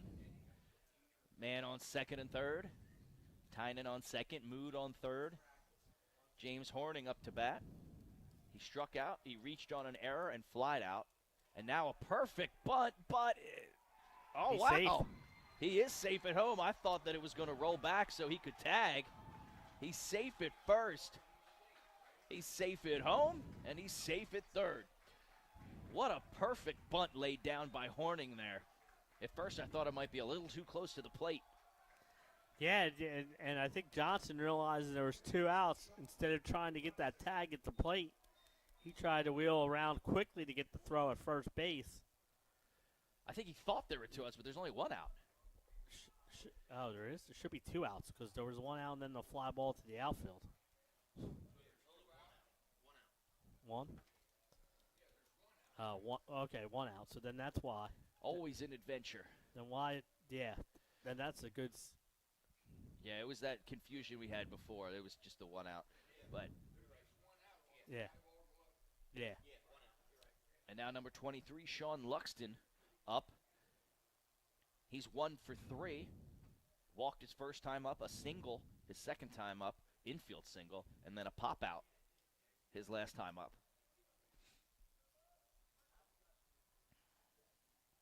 Horning with not very big of a lead here. Oh, what a cut there by Luxton. He was looking to put his team up by 7 with that swing. But right now, a 4-0 game. I got to say, Newark Charter's just been playing a very clean, efficient brand of baseball. Yeah, absolutely. That's what they are. And the pitch by Marandola, good curveball, but low for ball 1. 1 ball, 2 strikes. As night has fallen here in Wilmington, Delaware on the riverfront at Frawley Stadium. Under the lights, high school baseball, Delaware and Newark Charter. Ooh, just low. Yeah, that one was low. That was in the Castellanos zone Mm-hmm. for ball 2.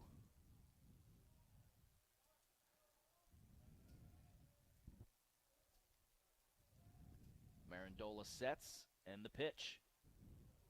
Now that is strike 3. Rings him up with the curveball. Okay, so I would just like to say, Jason Winchell is always right. And here we are, as there were, in fact, 2 outs. Amongst the confusion, we lost an out. Everybody did. Scorer lost an out, we lost an out. But Jason Winchell was on it the whole time.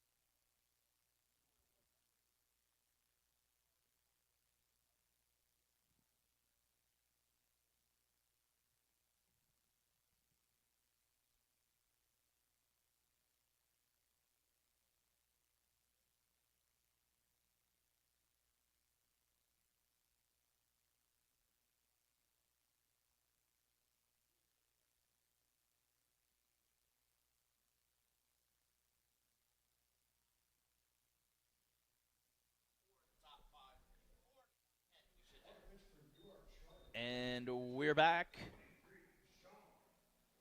Sean Luxton, who was just on the base path, or who was just up to bat, and now will be pitching for Newark Charter here. As Tristan Tynan's night is over, a terrific night for Tristan Tynan. 1 hit for Salesianum through 6 full innings. Yeah. And now Sean Luxton coming in to shut the door. Yeah, this is the guy you want to close out the game. I mean, he's gonna throw some heat. We're watching him warm up here, and from this angle, you can just see the movement on his pitches. Looks like he's got a nice curveball and maybe a little changeup in there. Oh yeah, he definitely has a changeup. Yeah. And he's a tall kid. He's got a lot of athleticism and length. Uses it all. Uses all of his length to throw. And he throws hard. Yeah. So, it could be a lot of fun to watch him here as he tries to close out this game.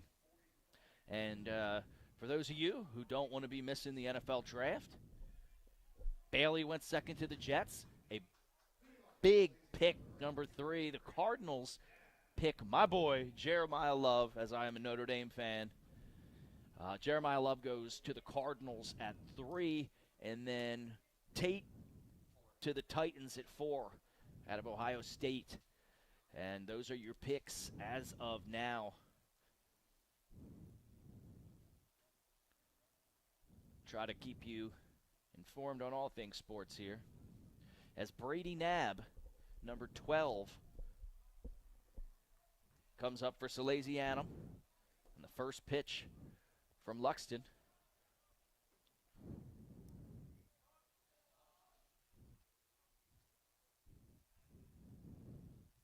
A lot of movement on that pitch, but up and inside for ball 1.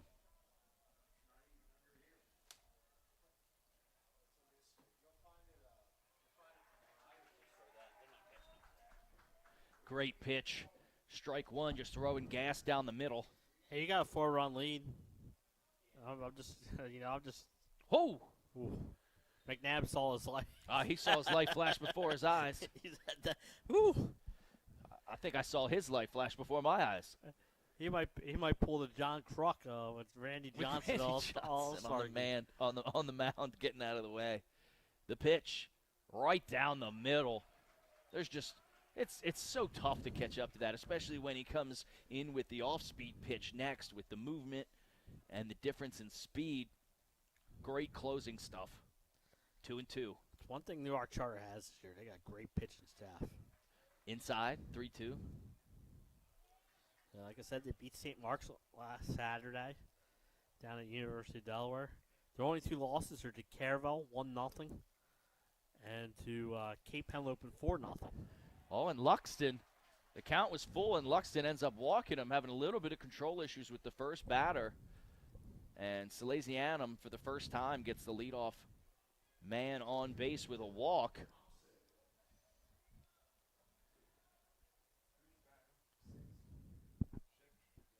Now Dylan Thompson, number 6, up to bat. Salesianum trying to get something going here in the 7th inning. That's going to be ball 1.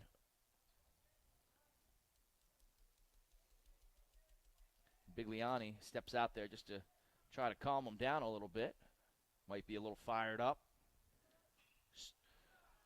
Swing and out of play over the dugout on the third base side and over the net, out of play. That looks like a Craig Laskowski golf swinging.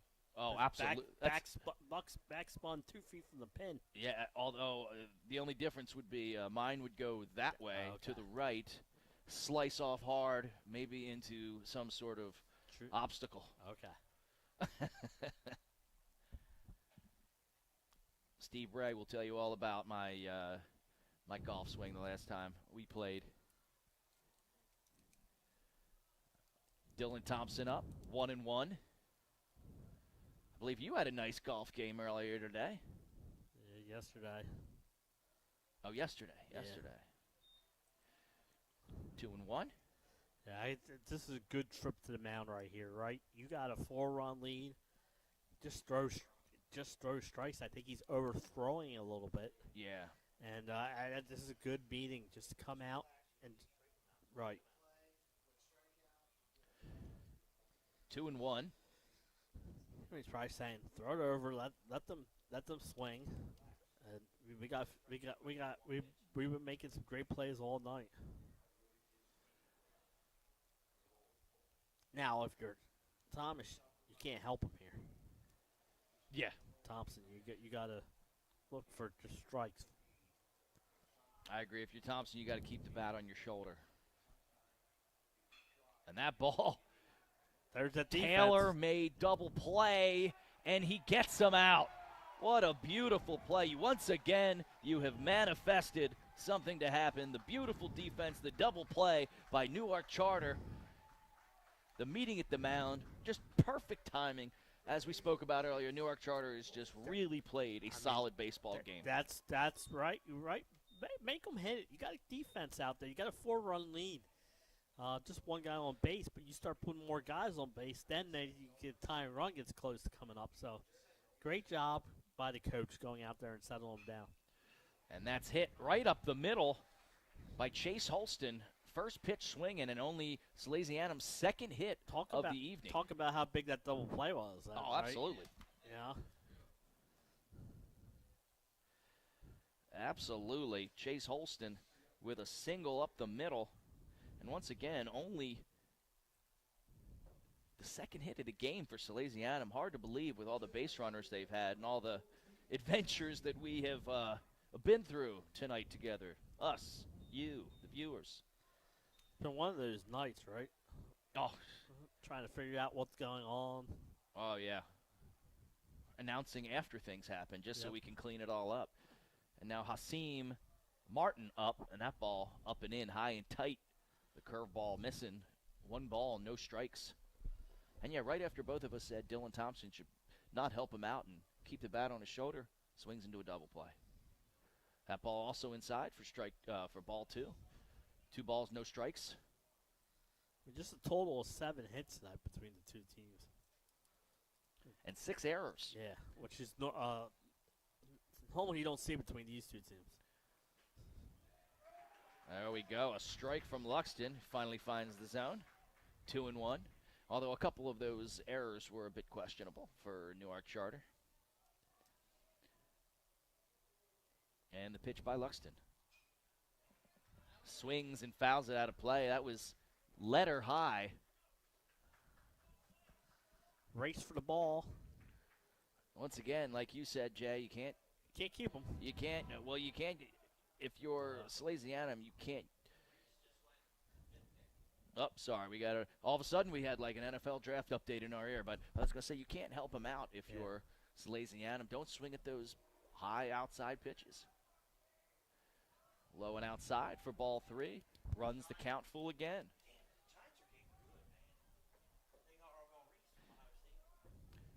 Arvell Reese goes to the Giants. The Giants are building a team up there. They are. They're going to have a pretty nasty defense, although they did lose Dexter Lawrence. That ball almost into the Nick Halliday zone, but a little above him. They got a good Jackson. They got Scatteroo, too, and Abdul Carter last year. They just got rid of Dexter Lawrence, though. Hakeem Martin, full count, 2 outs. Salesianum, last gasp.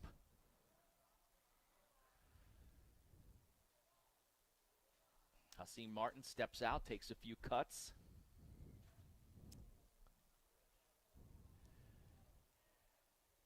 Full count. The pitch, swung on, hit to right field. Right fielder's under it, and that will do it for the ball game. Newark Charter with a dominant and efficient win over the Sows of Salesianum. The Patriots celebrate at midfield as they come out to shake hands. And me, Jason, and Nick are going to have to decide on a player of the game here. How about the pitcher? I mean, I don't see how you don't give it to Tynan. He was magnificent through 6 innings. 1 hit through 6 innings, got on base twice, caused some havoc. We're going to give Tristan Tynan our player of the game, and we're going to try to go get some pictures with him and the 302 Sports chain. I don't believe we're getting an interview as we're at Frawley. We're unable to do that. However, Tristan Tynan, the player of the game for 302 Sports. Thank you for joining us tonight. We're going to get out of here. We also have a programming note. We will not have the game Saturday. The St. George's. But we will have lacrosse on Tuesday. We will. Lacrosse on Tuesday. Me and Jason Winchell. Salesianum at Cape Henlopen. Sally's now nationally ranked at 23rd. Cape Henlopen just outside of being nationally ranked. So good. It's going to be a good one. Good lacrosse game Tuesday night. Perhaps a state championship prediction. The Bray bed and breakfast better be ready for me because I will be staying with you. But Tuesday night, lacrosse, the 28th, Cape Henlopen versus Salesianum. Once again, thank you for joining us tonight from Frawley Stadium, 302 Sports. I'm Craig Laskowski with Nick Halliday and Jason Winchell. We'll see you next time.